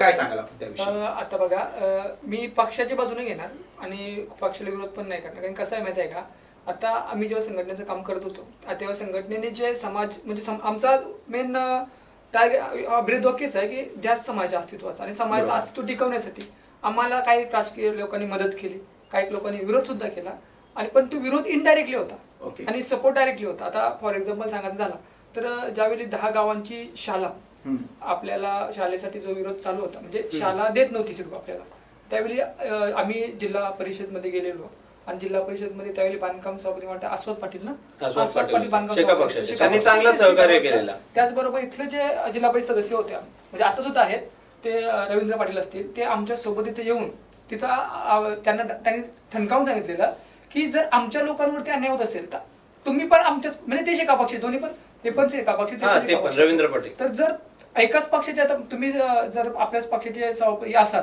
बांधकाम सभापती, आणि जर माझ्या वॉर्डमध्ये किंवा माझ्या या क्षेत्रामध्ये जर माझ्या लोकांवरती अन्याय होत असेल तर मी या पक्षाचं काम काय करू? माझ्या अंगावर लोक चेन फेकतील. मला या पक्षाने जर जिल्हा परिषद सदस्य केला असेल तर मला तो लोकांनी निवडून दिलेला, आणि लोकांना जर मी न्याय मिळवून देणार नसेल तर या पक्षाची मला गरज नाही असं त्यांनी जर ठणकावून सांगितलं होतं. तर त्यांनी आम्हाला त्या ठिकाणी म्हणजे मोलाचा मार्ग म्हणजे तेव्हा त्यांनी ते सांगितल्यामुळे जी काही प्रायव्हेट कंपन्यांना जी शालेचे कॉन्ट्रॅक्ट दिलेले होते ते आतापर्यंत तरी स्थगित आहेत, म्हणजे आहेत. त्यांनी तो चांगला सहकार्य आमच्या संघटनेसाठी. शाळा तुम्हाला भेटली की नाही? हा, शाळेचे प्लॉट भेटले, परंतु आता शाळेसाठी सिडको काय सांगते, आता तो एक एकदम गंमतच आहे ती. सिडको सांगते की जर तुम्हाला शाळा चालवायची असेल, तुमची मुलं जाणार कुठे किंवा शाळेचे प्लॉट त्यांनी दिलेले आहेत, पण तिथली शाळा चालवायची कोणी हा मोठा प्रश्न आहे. कारण की सिडको काय सांगते, तुमच्याकडे क्रायटेरिया पाहिजे, कमीत कमी तुम्ही शाळा चालवल्याचा 3 वर्षाचा अनुभव पाहिजे, तुम्ही इतर म्हणजे कॉलेज चालवल्याचा अनुभव पाहिजे, बरोबर आहे. जर सुरुवातच केली नाही तर अनुभव कुठून येणार आहे? तर स्थानिक प्रकल्पग्रस्तांसाठी ते कुठेतरी क्रायटेरिया शिथिल करायला पाहिजे होता की जर तुम्हाला तुमची शिक्षण संस्था रजिस्टर असेल तर तुम्ही कुठेतरी ही शिक्षण संस्था म्हणजे वेल एज्युकेटेड जर शिक्षण संस्था तुमची रजिस्टर असेल तर तुम्ही शिक्षण संस्था या स्थानिकांना तिथे चालवायला द्यायला पाहिजेत, जेणेकरून म्हणजे कशासाठी माहिती आहे का, जसं तुम्ही आता बोललात की तुमची मुलं जाणार कुठं, तर स्वतःच्या मुलाची ही प्रत्येकाच्या वडिलांना जशी चिंता असते तशीच आमच्या समाजाची पुढील पिढी शिकली पाहिजे, यासाठी जे आम्ही स्थानिक संस्था चालू ते आम्ही एकदम अग्रेसिव्हली किंवा आमचा समाज पुढं कसा जाईल याच्यासाठीच चालवणार आहोत. नाही, मला सांगा, आता शिक्षणावरच आपण आलो आहोत, तर आगरी कोळी कराडी संघर्ष सामाजिक संस्था पुढे जाऊन स्वतः शिक्षण संस्था काढून त्या तुमच्या भागातल्या किमान तुमच्या भागातल्या शिक्षण संस्था चालवण्याच्या उद्दिष्ट ठेवते का, म्हणजे टार्गेट ठेवलंय का, लक्ष ठेवलंय का? पहिली गोष्ट तर आमची म्हणजे आता आपल्या इथे इंग्लिश मिडियमच्या स्कूल चालतात, पण आपल्या स्थानिक भाषेला सुद्धा तेवढंच प्राधान्य दिला पाहिजे. यासाठी सर्वेश तऱ्हेंचा अभिनंदन करेल मी आपल्या चॅनलच्या माध्यमातून की त्यांनी पहिल्यांदा आगरी भाषेची शाळा चालू केली. जर आगरी समाज हा आगरी भाषेची शाळा चालू करू शकतोय तर आम्ही इथे नक्कीच आमचा तर प्रयत्न आहेच की आपण येणाऱ्या पुढील काळामध्ये शिक्षण संस्था त्या पण मुबलक आणि स्वस्त दरात किंवा मोफत कशा चालवता येतील आपल्या समाजासाठी याचा आमचा प्रयत्न असेल. आता एक मी तुम्हाला उदाहरण देईन की आत्ताच्या टायमिंगला आपण मागाशी जो मला प्रश्न विचारला राजकीय, तो आता आपणच समजून घ्या की ज्या टायमिंगला दिवा पाटील साहेब होतं तर दिवा पाटील साहेबांनी ज्यावेळी या ठिकाणी शाळा काढल्या तर कुठल्या शाळा होत्या? महात्मा ज्योतिबा फुले जो आता एसी कॉलेजच्या नावाने ओळखला जातो, ती त्यांनी एक रयत शिक्षण संस्था जी मोफत लोकांना शिक्षण देते, बरोबर आहे, त्या शिक्षण संस्थेची शाळा काढली. त्याचबरोबर पुण्याला सुद्धा त्यांनी रयत शिक्षण शाळा काढली. आमच्या गावात म्हणजे कुठं गव्हाणकोपरला सुद्धा जी शाळा आहे, ज्युनियर कॉलेज सुद्धा आहे, ज्युनियर कॉलेज मला वाटतं जवा भगत संस्थेचं आहे आणि रयत शिक्षण संस्थेची शाळा आहे. या शाळा ज्या आहेत त्या त्यांनी म्हणजे लोकांना कसं देता येईल, म्हणजे समाजाला शिक्षण कसं देता येईल त्यासाठी त्यांनी शाळा काढल्या. आणि आत्ताचे जे नेते आहेत ते आपण बघा प्रायव्हेट शाळा त्यांच्यात ते स्वतः शाळा काढतात प्रायव्हेट का, त्याच्यातून त्यांना पैसा मिळेल. बघा कसं आहे की काही वर्षांपूर्वी म्हणजे रयत शिक्षण संस्थेच्या माध्यमातून खूप शाळा कॉलेजेस चालायचे. जसं फुंडे कॉलेज, तुम्ही फुंडे कॉलेज बोललं, हे इकडचं एससी कॉलेज बोललं. मग तुमच्या भागामध्ये रयत शिक्षण संस्थेच्या माध्यमात त्या शाळा चालू व्हाव्यात यासाठी तुम्ही प्रयत्न करणार का भविष्यात? सध्या भविष्यात तर शाळा चालूच आहेत रयत शिक्षण संस्थेच्या. नाही, ह्या जी आता 10 गावांच्या म्हणून शाळा कॉलेजेससाठी प्रयत्न चालू आहे तिथं बोलतोय, त्यासाठी विचारतोय की तुम्ही प्रयत्नशील असाल का की रयत शिक्षण संस्थेच्या माध्यमातून त्या शाळा कार्यान्वित व्हाव्यात म्हणून? म्हणजे प्रायव्हेट झाली तर चांगलीच गोष्ट आहे आणि आम्ही तर करणारच, आणि करणारच. झाली तर अतिउत्तम गोष्ट. आणि त्याच्यात एक दुसरा एक प्रश्न असा विषय असा आहे की आता रयत शिक्षण संस्था जी आहे ती शाळा म्हणजे जसा शेतकरी कामगार पक्षाचं उदाहरण दिलं, ती शेतकरी कामगार पक्षामध्ये खूप चांगले नेते होऊन गेले. त्यांनी शेतकरी कामगार पक्ष समाजासाठी भरपूर त्यांनी शेतकरी कामगार पक्ष वाढवला कसा की लोकांची कामं करून तो ऑटोमॅटिकली वाढलेला होता. आणि आता बघायला झालं ऑटोमॅटिक आज रायगड जिल्ह्यामध्ये शेतकरी कामगार एक सुद्धा आमदार नाही. बरोबर, जिथं रायगड जिल्ह्यामध्ये पूर्णपणे शेतकरी कामगार पक्षाची जिथे स्थापना झाली जिथे, बरोबर आहे. तर विषय कसा आहे, आता रयत शिक्षण संस्थेची जी कमिटी आहे ती कमिटी कशी आहे ज्याच्यावरती डिपेंड आहे की आपण त्याला पण ती कमिटी कशी असू दे, राजकीय असो बिगर राजकीय, आगरी कोळी कराडी संघर्ष सामाजिक संस्था यासाठी लढणार का, प्रयत्न करणार का, ते सांगा. ते महत्वाचं आहे. मला एवढा शब्द पाहिजे की मी तुम्हाला मगाशी तेच बोललो की जर होत असेल तर अतिउत्तम आणि आम्ही करणार प्रयत्न. आता कसं आहे, रयत शिक्षण संस्था जी आहे ती कर्मवीर भाऊराव पाटलांनी काढली. त्यांनी त्यांचा माहिती असेल की त्यांनी स्वतःच्या पत्नीचे दागिने घाण टाकून लोकांना शिक्षण देण्याचा प्रयत्न केला होता. बरोबर आहे, म्हणजे त्याच्यामध्ये पण खूप त्यांनी त्याग म्हणजे खूप त्यांनी त्याग केलेला आहे. बायकांचे दागिने कर्ज घ्यावं लागतं फी भरण्यासाठी. ही अवस्था नाही, मला सांगा, आता शिक्षणावर आपण आलो, मला सांगा म्हणजे तुमच्या संस्थेतर्फे आरोग्याचा विषय तुम्ही बघितला असेल. आता अक्षरशः कोरोना महामारीमध्ये आपण बघितलं की आरोग्य व्यवस्था किती म्हणजे पोलिओग्रस्त आहे, अपंगत्व किती आहे आपल्या देशाच्या आरोग्य व्यवस्थेत समोर आलेला आहे.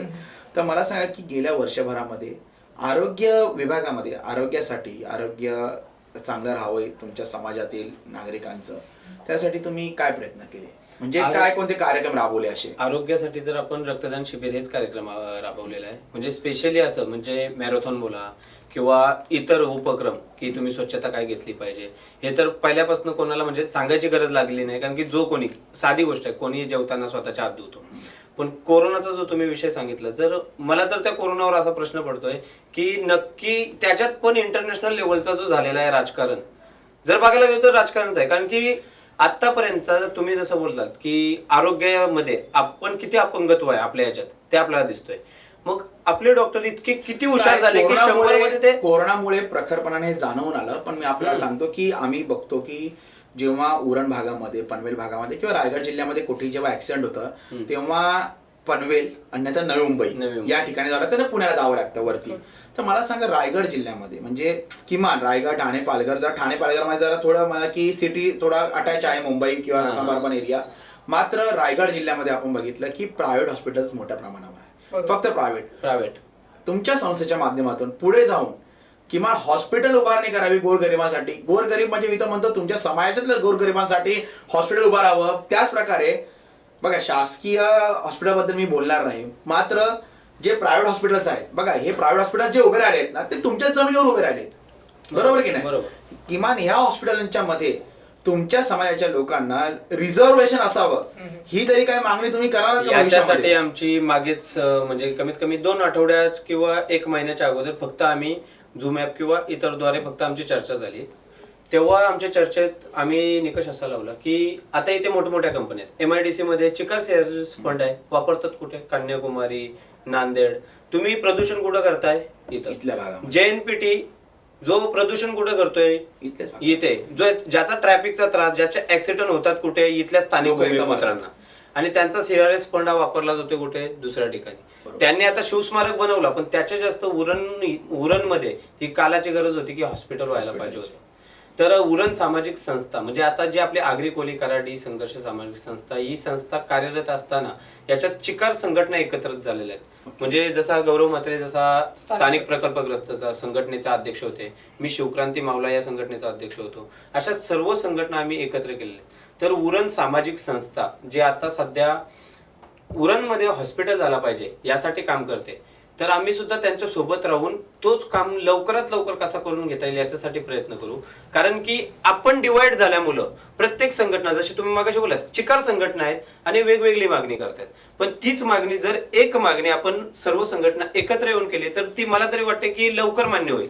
यासाठी आपण उरणमध्ये लवकर हॉस्पिटल झाला पाहिजे, कमी दरात किंवा स्वस्त शासकीय तरी, त्याच्यासाठी आम्ही प्रयत्न नक्कीच करणार आहोत. माझा पुढचा प्रश्न असेल तरुणांवरती. आपण बघतो की हा प्रत्येक विभागामध्ये हा इश्यूज आहे, परंतु जिथं पैसा जास्त खेळतो त्या ठिकाणी हा विषय येतो की तरुण वर्ग व्यसनाधीनतेकडे जास्त जातात, व्यसनाकडे जास्त वळतात.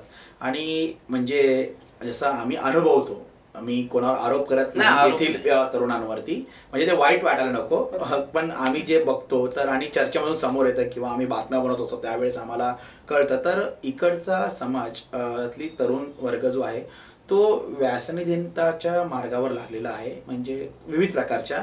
तर त्याच्यातून त्यांना बाहेर काढण्यासाठी तुमच्या संस्थेने गेल्या 1 वर्षात कार्य केलं आहे का, आणि जर केलं असेल तर कोणतं, आणि जर नसेल केलं तर भविष्यात तुमची काय उपाययोजना आहे? त्याच्यावर मी तुम्हाला इतकं सांगेल की पहिली गोष्ट, इथला तरुण हा व्यसनाच्या किंवा दागदागिन्यांच्या किंवा गाडीच्या म्हणजे मौज मजेच्या आधी नाही. ही सर्वात पहिली गोष्ट म्हणजे या समाजाबद्दल केलेला म्हणजे संपूर्ण मी तर हा सरळ नाकारतो. नाकारण्याच्या मागचं कारण काय माहितीये का, जी 100 पोरं, तरुण पोरं जी उद्योगधंद्यात उतरतात त्यांच्याकडे कोणाचं लक्ष नाही, पण 1 आणि 2 जण जे व्यसन करतात किंवा जे गदारोल करतात किंवा चैन घालून फिरतात किंवा चैन किंवा सोनं घालणं हा या समाजाच्या आमचा तो पहिल्यापासून पारंपरिक आमची ती रीतच आहे. परंतु व्यसन ही 100 पोरांमागं 2 पोरं कुठंतरी करतात, त्याच्यामुळे आपण संपूर्ण समाजाला दोष देणं ही मुळात चुकीची गोष्ट आहे. आता जर तुम्ही आमच्या भागात बघणार तर मी तुम्हाला मागाशी बोललो की आमची जी घरं डेव्हलप होतात याच्यात 70% सर्व आमचे तरुण स्वतः बिल्डिंग डेव्हलप करतात आणि स्वतः उद्योगधंद्यात उतरलेले. आता गौरव म्हात्रे जो स्वतः आत्ताच्या कंडिशनमध्ये त्यांनी स्वतः मसाल्याची फॅक्टरी उभी केलेली आहे स्वतःची, बरोबर आहे. आणखी आमचे दुसरे मित्र आहेत, माझा भाऊ आहे तो स्वतः इथे मोरब्यामध्ये त्यांनी स्वतःचा म्हशींचा पालन करतो, म्हैस पालन करतो, त्याच्या आत्ता 50 म्हशी आहेत आणि नाण्याकडून 150 ते 200 लिटर दूध स्वतः करून तो स्वतःची डेअरी चालवतोय. म्हणजे हे उद्योग करणारे आहेत ना त्यांच्याकडे कोणाचं लक्ष जात नाही, पण 100 मागे जे 2 जण व्यसन करणार आहेत ना त्यांच्याकडे लक्ष ताबडतोब जाऊन म्हणजे बदनाम केला जातो समाजाला, तर मी तो सरळ नाकारतो त्याच्याबद्दल. नाही, मला सांगा की जरी आपण सांगायचं की येणाऱ्या दिवसांमध्ये म्हणजे 2% तुम्ही बोलता ते किंवा 10% लोक व्यसनाधीनाकडे जात असतील, मला तर म्हणणं की प्रत्येक समाजात म्हणजे आपल्या देशाला कोणताही तरुण व्यसनाधीनकडे झालं नाही पाहिजे, व्यसनग्रस्त नाही व्हायला पाहिजे. तर व्यसनमुक्तीसाठी तुम्ही काही जनजागृती करण्याचे इच्छुक आहात काय भविष्यामध्ये? व्यसनमुक्तीचं मी तुम्हाला आता मागाशी जी मी स्टेटमेंट दिली की पहिल्या दारीची दारू ही बनवण्याचा हा आमचा बिझनेस होता, बरोबर आहे. जर आता मी सांगणार व्यसन तुम्ही करू नका, मी सर्वांना सांगेल बाबा तुम्ही व्यसन करू नका, मी सुद्धा व्यसन करत नाही, बरोबर आहे. कुठलाही माणसाने दारूच नाही, तंबाखू वेडी कुठलंही व्यसन करू नये, परंतु शासन याला तयार आहे का? मला भरपूर करायचं आहे माझ्या समाजासाठी किंवा इतर भागांसाठी, पण त्याच्यासाठी शासनाने पण तेवढीच जबाबदारी घ्यायला पाहिजे. कारण की जर शासनच व्यसन बंद करेल तर लोक व्यसन करणार कशाला? म्हणजे शासन व्यसन करायला तरुणांना आमंत्रण देतो एक प्रकारे.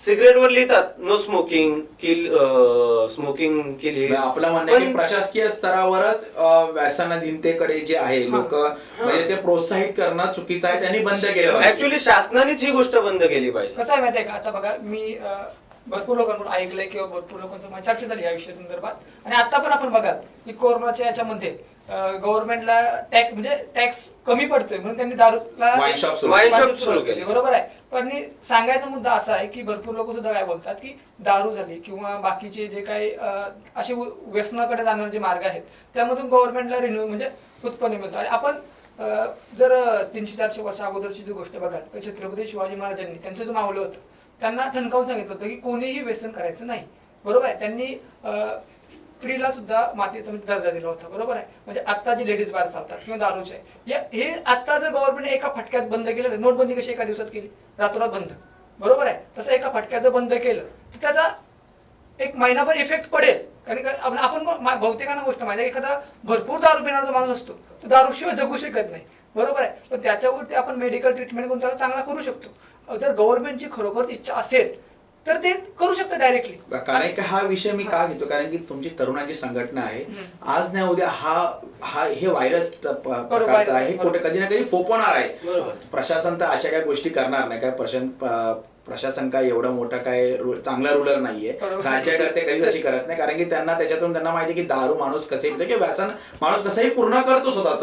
तर म्हणून मी हा प्रश्न की तुम्ही पण ह्याच्यामध्ये म्हणजे पुढे जाऊन ह्याच्यासाठी तुम्ही फाईट करणार आहात का? मुलांनी जनजागृती करणं गरजेचं आहे. कारण कसं असतं, आज तो व्यक्ती व्यसन नाही करत, परंतु कसं असतं शेवटी ग्रुप असतो एक, तो काय स्वतःहून संगतीमुळे त्याला लागू शकतो. पण जर तुमच्या संस्थेने जर तरुणांना सांगितलं की बाबा तुम्ही असं काही करूच नका, तर कशाला तरुण करतील. आता साधारण माझ्या याच्या पाठीमागे होतं. मी पुढच्या प्रश्नाकडे जाईल की आता तुम्ही सांगितले उदरनिर्वाहाचं साधनं बंद केली, घाव घातले, संपादित केलं सर्व गोष्ट, म्हणजे आर्थिकदृष्ट्या असक्षम, म्हणजे त्यांना सक्षम राहू नये, तुम्ही दुर्बल व्हावं आर्थिकदृष्ट्या, यासाठी प्रशासनाने पाहिजे तसे प्रयत्न केले. आणि याच्यामध्ये सर्वात मोठा वाटा सिडकोचा आहे. मी सिडकोला म्हणजे आमच्या समोरची गोष्ट आहे की सिडकोला मी डायरेक्टली आरोप करतो मी सिडकोवर की त्यांनी इथल्या स्थानिक भूमिपुत्रांना, तुम्ही भूमिपुत्र इकडच्या, त्यांना देशोधडे लावलं आर्थिकदृष्ट्या तरी.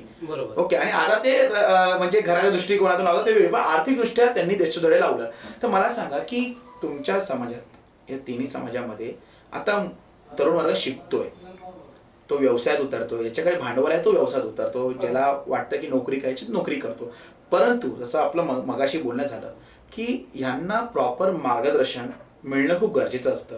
ह्या मार्गदर्शन देण्यासाठी तुमच्या संस्थेने गेल्या वर्षभरात काय प्रयत्न केले आणि पुढे कोणते प्रयत्न करणार आहे? तेच प्रयत्न करण्याची गोष्ट सांगतो मी तुम्हाला. आता मगाशी मी जसं आगरी शालेच्या बद्दल आपलं मत झालं, तेव्हा सर्वच तऱ्हेंना धन्यवाद बोललो किंवा शुभेच्छा दिल्या. तशाच जे नासाचे सायंटिस्ट आहेत प्रणित पाटील, यांना देखील मी शुभेच्छा देईल, कारण की यांनी जो बोंबील ऍप आहे त्याच्यामुळे स्मार्ट कोलीवाडा हा त्यांनी जो कन्सेप्ट राबवलाय तो अतिशय म्हणजे त्याचं स्वागत करण्यासारखा उपक्रम त्यांनी राबवलेला आहे. त्याच प्रकारे तुम्ही जसं आता म्हणजे सांगितलं की आपण उपक्रम काही राबवलात का की तरुण उद्योगधंद्यात कसा उतरेल, तर त्याच्यासाठी आमची म्हणजे माझ्याच जवळचे, कारण की पहिल्यांदा आपल्या घरातले व्यवस्थित केलं पाहिजे, त्याच्यानंतर आपण बाहेर केलं पाहिजे. तर माझ्या भागातले आता नाही करून आम्ही 20% तरुण हे डेव्हलप लाईन मध्ये उतरलेलो आहोत. आणि प्रत्येक म्हणजे कॉन्ट्रॅक्टर किंवा इतर लाईनीत उतरतात. बिझनेस सोबतच नोकरी पण केली पाहिजे. आणि मगाशी आपला तुम्ही जो व्यसन सोडला पाहिजे, तर असा व्यसन सोडून सुद्धा डेव्हलप लाईन मध्ये उतरवलेले माझ्याजवळ 10 ते 15 तरुण आहेत, म्हणजे जवळचे. ही केलेली सुरुवात आहे आपण आतापर्यंतची एका वर्षामध्ये. आणि याच्यामध्ये पुढे आपल्याला जेवढं शक्य होईल तेवढं नक्कीच आपण म्हणजे तरुणांना उद्योगधंद्यात, आणि मी तुम्हाला मागाशी बोललो की रेतीचा धंदा किंवा वीटभट्टीचा धंदा, मिठाचा धंदा हे लिगल करून इथला तरुण कसा उद्योगधंद्यात उतरवता येईल याच्यासाठी आम्ही नक्कीच प्रयत्न करू. जसं आपण बोलतात की मला सुद्धा याच्याबद्दल बोलायचं आहे की आता आमच्या इथं सुद्धा बघा, मी स्वतः सिव्हिल इंजिनियर आहे. माझा भाऊ जो आहे छोटा, सक्का नाही चुलत भाऊ आहे, तो सुद्धा सिव्हिल इंजिनियर आहे. आमची म्हणजे टीम आहे. आम्ही ज्यावेळी मी स्वतः इंजिनिअरिंग ऍडमिशन घेतलं तेव्हा माझ्या गावातले मला वाटतं आहे 1-2-3 इंजिनियर असतील, पण त्यांनी असं याने पुढाकार नाही घेतला की आपल्या गावामध्ये अजून इंजिनियर व्हावेत. कारण की आता या भागामध्ये जो डेव्हलपमेंट वाढतोय त्या डेव्हलपमेंटचा विचार करत असताना सिव्हिल इंजिनियर कंपल्सरी ते लागणारच होता. त्याच्यामुळे माझ्यासोबत जी मुलं असायची त्यापैकी आज जवळपास 15 ते 16 मुलांचा आमचा जो ग्रुप आहे गावातला जो इंजिनियर झाला आज, त्यापैकी 2 मेकॅनिकल आहेत, 1 केमिकल इंजिनियर आहे, 2 इलेक्ट्रिकल इंजिनियर आहेत, बाकी सर्व सिव्हिल इंजिनियर आहेत. ही जी आमची टीम आहे ती, मी मगाशी जसं बोललो की जो बिझनेसमॅन आहे त्याची प्रगती मोठ्या प्रमाणात होतं, आणि जो शिकून नोकरी करतो त्याला तर मी मूर्खच समजेल. का माहिती आहे का, आपल्यामध्ये आपल्या भारत देशामध्ये आहे का आणि पूर्ण जगामधचा मला माहित नाही, पण आपल्या या भागामध्ये असा विषय आहे की जो शिकतो ना ते नोकरी केली पाहिजे. पण शिक्षण हा नोकरी करण्यासाठी असतो, पण चुकीचं आहे. शिक्षण हा आपला नॉलेज वाढवण्यासाठी असतो, आणि आपला नॉलेज वाढवून जेव्हा आपण बिझनेस मध्ये उतरतो तो 100% सक्सेसफुल. आपण बिझनेसचा बोलला की बिझनेस साठी भांडवल एक खूप मोठी गोष्ट असते. आज आपण बघितलं की बँक कर्ज देत नाही. कर्ज मिळवण्यासाठी म्हणजे प्रोजेक्ट तयार करा सांगते बँक, तुम्ही एस्टिमेट आणा, तुम्ही सांगा आम्हाला, या सर्व गोष्टी बँक पळवते. तर ह्या सर्व गोष्टी गाईडलाईन्स त्यांना कुठेही मिळत नाही.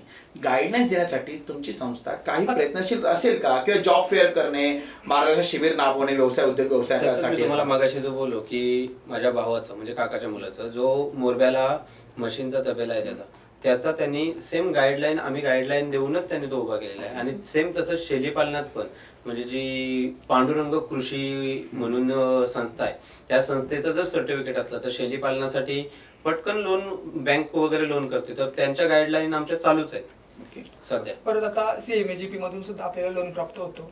आणि आपण कशी प्रोजेक्ट फाईल बनवली पाहिजे. मी सुद्धा आता मी सिव्हिल इंजिनियर असून सुद्धा मी मसाल्याचं माझी फॅक्टरी चालवते. हिरकरी नावाने माझा मसाला आहे. मी स्वतः माझं सर्व पेपर काढून, फूड लायसन्स झाला, जीएसटी नंबर झाला, माझी IT फाईल झाली, हे सर्व पेपर काढून आता माझ्यासोबत जसं मी बोललो की जे इंजिनियर आहेत त्यापैकी बहुतेक लोक इंजिनियर असून सुद्धा व्यवसाय करतात. म्हणजे माझा भाऊ दुधाचा व्यवसाय करतोय, एक चिकन सप्लायचा व्यवसाय करतोय, एक भाजी सप्लायचा व्यवसाय करतोय, बिस्लरी थंडाचा व्यवसाय करतोय, अंड्यांचा व्यवसाय करतोय, अंडी सप्लायचा व्यवसाय करतोय. म्हणजे आम्ही एक व्यापारी संघटनाच आम्ही हिरकरी नावाने स्थापन केलेली आहे. नाही, मला सांगा की महत्वाची गोष्ट अशी असते की तुम्ही नागरिक हे जे तरुण व्यावसायिक बनण्यासाठी इच्छुक आहे किंवा शिक्षण घेऊन नोकरी मिळवण्यासाठी इच्छुक आहेत, यांना जर तुमचं मार्गदर्शन हवं असेल तर त्यांनी कुठे यायचं, म्हणजे कुठे यायचं एक्झॅक्टली, का तुमचं ऑफिस कुठे आहे किंवा ऍक्च्युअली आपला ऑफिस हा पण माहितीच आहे. आणि दुसरी गोष्ट म्हणजे सर्वांनाच माहिती आहे. आणि जस्ट डायल ऍपवर आपण संघटनेची आपली वेबसाईट बनवलेली आहे, 8KKSS या नावाने. तर त्याच्यावर जरी गेलात ना तरी आता मागे आम्हाला एका महिलेचा कॉल आलेला तिथून, त्याच साईडवरनं. त्या होत्या ठाणे विभागात राहण्या, त्यांना थोडा प्रॉब्लेम होता, त्यांचा पर्सनल इश्यू होता, पण त्यासाठी त्यांनी फोन केलेला. पण आपल्याला तो प्रॉब्लेम तिथे त्यांचा सॉल्व्ह करता आला. म्हणजे हे आपण म्हणजे डिजिटल जी गोष्ट आहे ना ऍपची, ती आपण करून ठेवलेली आहे. जस्ट डायल जी ऍप आहे ना त्या ऍपवर आपली वेबसाईट आहे.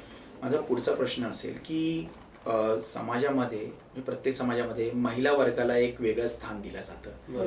तुमच्या या संघर्ष सामाजिक संस्थेमध्ये महिला वर्गाला काय स्थान आहे, म्हणजे मला तुमच्या बॉडीमध्ये या संस्थेच्या कार्यकारिणीमध्ये किंवा त्यांच्यावर कोणता अशी जबाबदारी असते महिला वर्गावर? ऍक्च्युअली सुरुवातीला म्हणजे आतापर्यंत आमच्या ह्याच्यात महिला नाही आहेत, स्पष्ट सांगतोय ते. पण आमचा विचार काय आहे, कारण की आपण जो कन्सेप्ट बनवायचा आहे तो पुढे महिलांची गरज लागणारच आहे.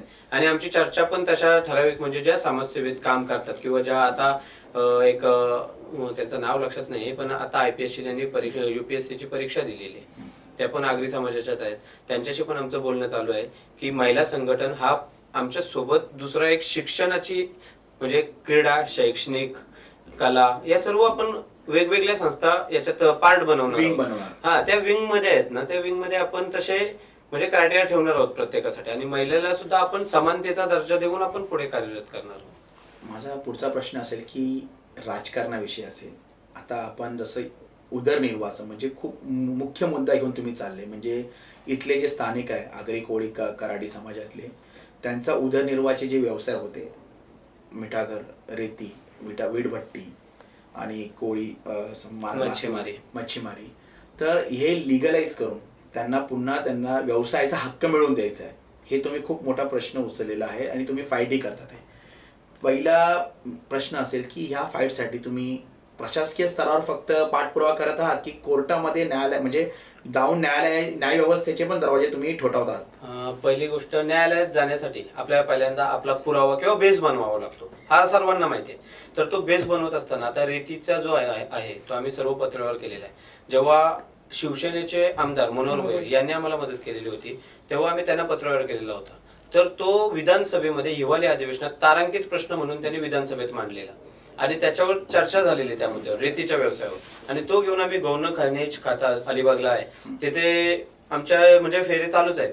तर तो लिगलेशन व्हायला म्हणजे मार्गावरच आहे. पण ते काही ठिकाणचे ते त्यांचे जे क्रायटेरिया आहे, काय किती फॅदम खोल आहे, हे सर्व ते मोजणीचा जो क्रायटेरिया आहे ना, त्याचा अद्याप आम्हाला म्हणजे पाहिजे असा त्यांचं उत्तर मिळालेलं नाही. त्याच्यामुळे थोडा स्टॉप आहे, नाहीतर रेती व्यवसाय लवकरच लिगल होईल, म्हणजे कायदेशीर होईल. वीटभट्टी मार्गावर जसं मी तुम्हाला मागाशी बोललो ना की चिमणी बसवली पाहिजे वीटभट्टीला, म्हणजे त्याचा धुराचा त्रास होते. तर तो धूर आहे ना, जो वीटभट्टीचा धूर आहे तो त्याच्यात तूस टाकला जातो आणि कोळसा टाकला जातो, बरोबर आहे. तर त्याचा त्रास हा शरीराला काहीच होत नाही, बरोबर आहे. पण तेच जर आपण MIDCच्या कंपन्या, केमिकल कंपन्या, फर्टिलायझर कंपन्या जर बघितल्या तर त्यांच्या धुराचा त्रास किती होतो हा आपल्याला सर्वसामान्य माणसाला माहिती आहे, बरोबर आहे. परंतु त्या चालतात आणि या चालत नाही. तर याच्यासाठी सुद्धा आपला पत्रव्यवहार आपण केलेला आहे, परंतु तो पत्रव्यवहार आपण जस्ट सुरुवात केलेली आहे, म्हणजे 2-1 महिने झाले असतील त्या पत्रव्यवहाराला. तर तो अद्याप म्हणजे त्याचा प्रत्युत्तर आपल्याला आलेला नाही त्याच्या सुद्धा. राजकारणाविषयी तुमचं काय मत आहे की तुमची संस्था आता एवढे चांगले नागरी विषय घेऊन म्हणजे किमान समाजाचे नागरी विषय घेऊन तुम्ही स्टँड झाला तुमच्या संस्थेच्या माध्यमातून, येणाऱ्या दिवसांमध्ये म्हणजे रायगड जिल्हा परिषदची निवडणूक येते, पंचायत समितीच्या निवडणुका येतात आहे, यासाठी आगरी कोळी कराडी संघर्ष सामाजिक संस्था निवडणुकांमध्ये भाग घेणार आहे की नाही? त्याच्या समस्या समोर. हा, तर तो प्रश्न असा आहे की मी जसं तुम्हाला बोललो की संघटनेची जी सुरुवात केली आणि याच्यात प्रत्येक पक्षात काम करणारे तरुण आहेत, बरोबर. आणि मी तर वैयक्तिक कुठल्या राजकीय पक्षात नाहीये आणि मी पुढे जाणारही नाही. हा माझा क्लिअर स्टेटमेंट. मी पहिल्यापासून सांगितलंय की जोपर्यंत मी संघटनेचा अध्यक्षपद भूषवतो किंवा जोपर्यंत संघटनेचं अध्यक्षपद माझ्याकडे आहे तोपर्यंत मी राजकारणाच्या जवळ जाणार नाही. नक्की इन कॅमेरा आपण समोर केलेली आहे. मी वर्धापन दिनाच्या दिवशी सुद्धा स्टेटमेंट केलेली आहे. हा त्याला अजून 1 वर्ष झालेलं आहे आणि अद्यापपर्यंत म्हणजे प्रपोजल तर समोरून आलेले आहेत की तुम्ही या पदासाठी काम करा, पण मी अद्याप नाकारलेलेच आहेत. आणि संघटनेत आपण प्रत्येकाला जो त्या ठिकाणी जो पक्ष लेवलला काम करतोय त्यांनी त्या ठिकाणी काम करावं. त्याच्याबद्दल आपण त्यांना वैयक्तिक त्यांचं मत आहे त्याच्याबद्दल आपण त्यांच्यावर गदा आणू शकत नाही. तुमचं मत काय? तुम्ही त्या ग्रामपंचायत निवडणूक लढवली माझं मत असं आहे की आता बघा, अध्यक्षांनी सांगितलं नाही, आमच्या कमिटीचाच निर्णय आहे की जर एखाद्याला पक्षात जायचं असेल, उद्या आमचा रुपेशजी बोलले की मला पक्ष लेवलला काम करायचं आहे, त्यांना अध्यक्ष सोडायला लागेल. आमच्या संघटनेचा तो पदाधिकारी तो राहणार नाही, सदस्य राहू शकतो. म्हणजे कसं आहे, पदाधिकारी म्हणजे तो अध्यक्षपद सोडून कुठल्याही पदावरती राहू शकतो. ओके. म्हणजे फक्त जो अध्यक्ष आहे संघटनेचा, कार्याध्यक्ष निवडणूक लढवू शकतात. हो. अध्यक्षपद जर तुम्हाला राजकारणात जायचं असेल तर अध्यक्षपद सोडून तुम्ही कार्याध्यक्ष, कारण की तो विशिष्ट कुठल्या तरी एका पक्षाचा माणूस होऊन जाईल. आणि कसं आहे, संघटनेचा जो अध्यक्ष आहे याच्यावरती जर पक्षाचा दबाव लागला तर कसं सर्वस्व निर्णय घेणार तो आहे. बरोबर. म्हणजे संघटनेची जी आपली घटना वगैरे असते वगैरे, बरोबर आहे, त्याच्यामध्ये अध्यक्षपदाला महत्व असतो. आणि अध्यक्ष जर एखाद्या पक्षाचा असेल तर सदस्य जर दुसऱ्या पक्षाचा असतील तर त्यांच्यावरती दबाव येऊ शकतो.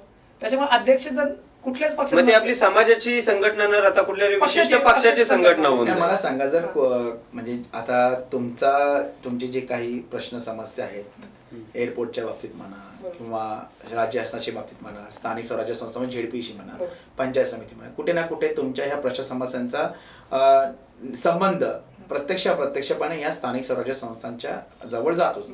तर मला सांगा, तर कोणत्या जर पक्षाने भविष्यामध्ये, तर माहिती नाही कोणत्या मी तर कोणत्या राजकीय पक्षाकडून इथल्या तरी तुमच्या या प्रश्न समस्या अशा काही उचलल्या आहेत किंवा चर्चा मी ऐकलेली नाहीये, तर भविष्यामध्ये तुमच्या प्रश्न समस्याला सपोर्ट करणारा किंवा ते आम्ही सोडू त्या प्रश्न समस्याचा सपोर्ट केला, त्यांनी त्यांच्या वचननाम्यामध्ये ठेवल्या, तर तुम्ही त्या पक्षाला सपोर्ट कराल का तुमची संघटना म्हणून?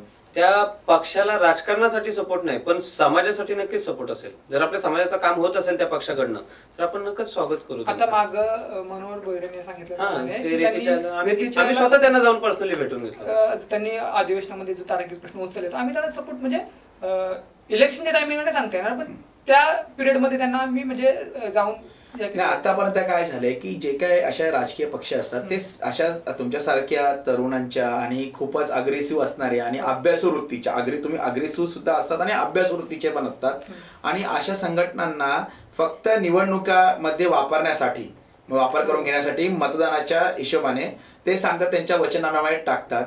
तुम्ही त्यांना सपोर्टही करतात. सामाजिक संस्था मी नाही म्हणते, तुमचं तर वर्ष आता पहिलं चालू आहे, पण इतर सामाजिक संस्था सपोर्टही करतात आणि जेव्हा निवडून येतात म्हणजे 5 वर्ष त्या विषयाकडे डुंकूनही बघत नाही. मग मला सांगा, जर असं तुमच्या सोबत झालं तर तुम्ही त्या आमदाराला किंवा जिल्हा परिषद सदस्याला, पंचायत समिती सदस्य म्हणजे सरपंचही असू दे किंवा खासदारही असू दे, त्याला तुम्ही कोणत्या पद्धतीने जाब विचारणार? ज्यावेळी एखाद्या आमदार असेल किंवा जे सदस्य असतील कुठल्या याचे, त्यांना आम्ही सपोर्ट म्हणजे असा इलेक्शनला कुठल्याही पक्षाला सपोर्ट नाही करत. जरी त्यांनी त्यांच्या जाहीरनाम्यामध्ये टाकितलं की आम्ही गावठण विस्तार करू की आम्ही येथील लोकांचे व्यवसाय रेग्युलाइज करू, विश्वास ठेवणार नाही. तुम्ही करा, पहिल्यांदा तुम्ही करा. म्हणजे आता फॉर एक्झाम्पल सांगायचं झालं तर एखाद्या आमदारांनी बोला किंवा खासदारांनी बोला किंवा एखाद्या कोणी जर स्वतःहून करून दाखवलं की आता हे गावठण विस्तार मी केला, त्याच्या पुढे मग आमचा त्यांचा नक्कीच सपोर्ट राहील. पण करीन असं सांगून जर सपोर्ट झाला तर तो मूर्खपणा. म्हणजे स्वप्न दाखवणाऱ्यांना हा, तुम्ही हा, support आणि नाही करणार. ऍक्च्युली उरणची जनता म्हणजे उरण खास स्पेसिफिक उरणसाठी तर मी सांगेल उरणमध्ये आजपर्यंत जे निष्क्रिय ठरलेत त्यांना उरणने जनतेने उत्तर नाकारले. दिले त्यांना नाकारलेले आहेत.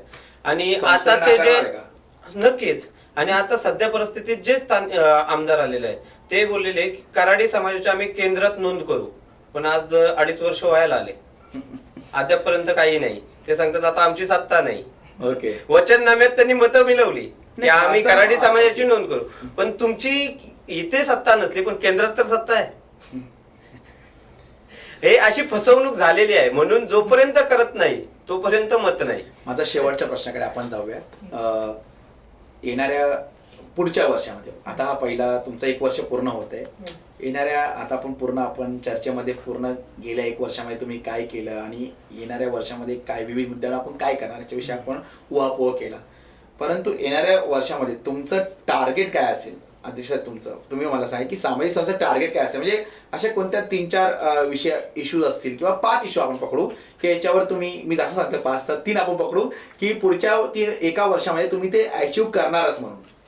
पहिली गोष्ट म्हणजे जर मी तुम्हाला बोललो मी जास्त करून बिझनेस कडे फोकस करतो कारण की अस्तित्व तिथून आहे आणि तो अस्तित्व उभा करत असताना सर्वात मोठी गोष्ट आहे ती संघटित होणं. कारण की जोपर्यंत आपण संघटित नाही तोपर्यंत आपल्या गोष्टींना कुठेतरी स्थान मिळणार नाही. जसं म्हणजे जोपर्यंत वोट जास्त मिळत नाही तोपर्यंत कुठला तरी आपण आमदार किंवा खासदार होत नाही. त्याचप्रमाणे जसे आपल्याकडे जनतेची पॉवर नाही. जेव्हा दत्ता पाटलांनी सेज आंदोलन इथून हद्दपार केलेला सुरुवातीला म्हणजे सेज हटाव केलेला त्यावेळेला कोर्टाची लढाई सुद्धा ते लढलेले आणि ग्राउंड लेवलला जसं तुम्ही मागाशी बोललात की तुम्ही कोर्टामध्ये फाईट करणार आहात की नाही, तर पहिल्यांदा आम्ही संघटनेत इथला तरुण संघटित करतोय. हा पहिला आमचा काम असेल. दुसरा काम असं असेल की आमचे जे इथले गेलेले उद्योग आहेत ते परत लिगलेशन कसं करता येईल, कायदेशीर मार्गाने ते आम्हाला कसं मिळवता येतील याच्याकडे आमचा प्रयत्न असेल आणि तो सध्या चालू पण आहे. त्याच्यामध्ये मच्छी व्यवसायाकडे जास्त फोकस असणार आहे आमचा, वीटभट्टीकडे आणि रेती व्यवसायाकडे. मिठाचा व्यवसाय करायला कारण की खारसॉल्टनी जमिनीच संपादित करून ठेवल्यात, मिठाचा व्यवसाय करायला जागाच ठेवलेली नाही. तर पहिल्यांदा या प्रामुख्याने या 3 मुद्द्यांकडे आमचं लक्ष असणार आहे आणि कार्यकारिणी जास्तीत जास्त कशी वाढवता येईल जेणेकरून त्याच्यानंतर आपण जो पत्रव्यवहार किंवा जो आपण बेस तयार करणार आहोत तो घेऊन जर कुठे न्याय मिळाला नाही तर जनता रस्त्यावर उतरून न्यायालयाची लढाई आम्ही नक्कीच लढणार आहोत. नाही, आपण सांगितलं की संघटना आम्ही मोठी करू, संघटित करू तरुणांना. सध्या संघटनेकडे किती तरुण वर्ग आहे, सदस्य संख्या काय आणि येणाऱ्या 1 वर्षामध्ये तुम्ही काय लक्ष ठेवले की किती तरुणांना तुम्ही सदस्यत्व बहाल करता? आता उरण पनवेल तालुक्यातले स्पेसिफिक नाही सांगता येणार कारण की टोटल मी संघटना म्हणतो ठाणे, मुंबई, पालघर आणि इथली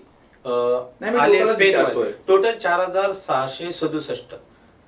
हा आमचा कालचा आकडा आहे. 4667 हे सभासद आमचे नोंदणी अधिकृत झालेले आहेत. त्यांना आयडीचं काम वगैरे चालू आहे आणि आम्ही प्रत्येक म्हणजे जो सभासद होतोय त्याला आयडी देतोय जेणेकरून तो आपल्या समाजाच्या कुठल्या स्टॉलवर किंवा इतर ठिकाणी गेला की त्याला त्याच्यात डिस्काउंट पण मिळाला पाहिजे. किंवा आता मी स्वतः बिझनेस करतोय आणि आपल्या संघटनेत काम करणारा कोणी जर माझ्या स्टॉलवर आलेला आहे आणि त्याच्याकडे जर आपल्या संघटनेचा कार्ड असेल आणि जो कार्ड असेल त्याच्यावर आपण त्याला 5%, 10% असा जो रिजनेबल असेल असा डिस्काउंट सुद्धा देऊन संघटना आणखी मजबूत किंवा बळकट करता कशी येईल त्याच्याकडे आणि लक्ष असेल. आणि कमीत कमी माझा तरी विचार आहे येणाऱ्या पुढच्या कालामध्ये कमीत कमी 15,000 ते 20,000ची 2 वर्षामध्ये टार्गेट आहे की 20,000 तरी तरुण म्हणजे आम्ही 35 वर्षापर्यंतचेच तरुण अधिकृत करतोय आणि त्याच्या वरचे जे आहेत त्यांना सल्लागारपदी नियुक्ती करतोय.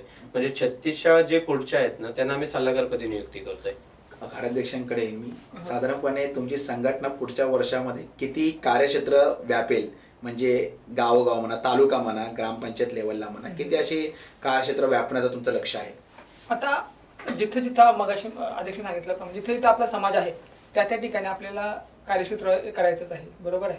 आणि राहिला विषय कामाचा संघटनेच्या, तर संघटनेच्या कामामध्ये आपण सामाजिक प्रश्न असतील, शैक्षणिक प्रश्न असतील, व्यावसायिक प्रश्न असतील किंवा आर्थिक प्रश्न असतील किंवा कला क्रीडा याच्यामध्ये आपण आता उद्या म्हणजे वर्धापन दिनानिमित्त आपण ब्लड कॅम्प ठेवलेला आहेच.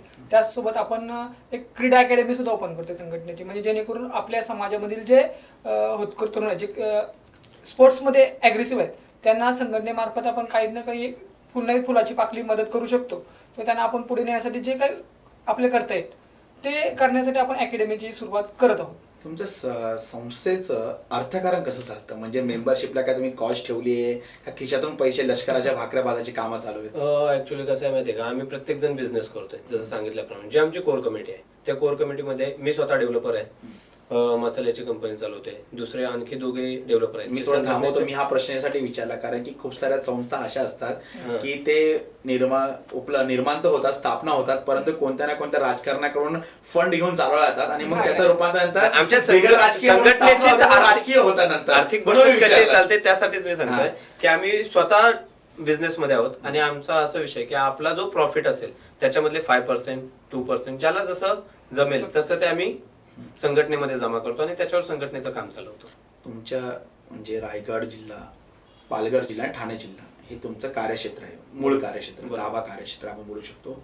येथील तरुणांना किंवा तुमच्या आगरी कोळी कराडी समाजातील नागरिकांना तुमच्या संघटनेला जोडण्यासाठी तुम्ही काय अपील कराल आणि एक विशेष अपील काय कराल की आता 1 वर्ष झालेलं आहे, पुढे पण तुमच्या संघटनेची संस्थेची वाटचाल चालू राहणार आहे, तर ह्या तुमच्या समाजातील तरुणींना तुम्ही काय, तुमचा संदेश काय असेल?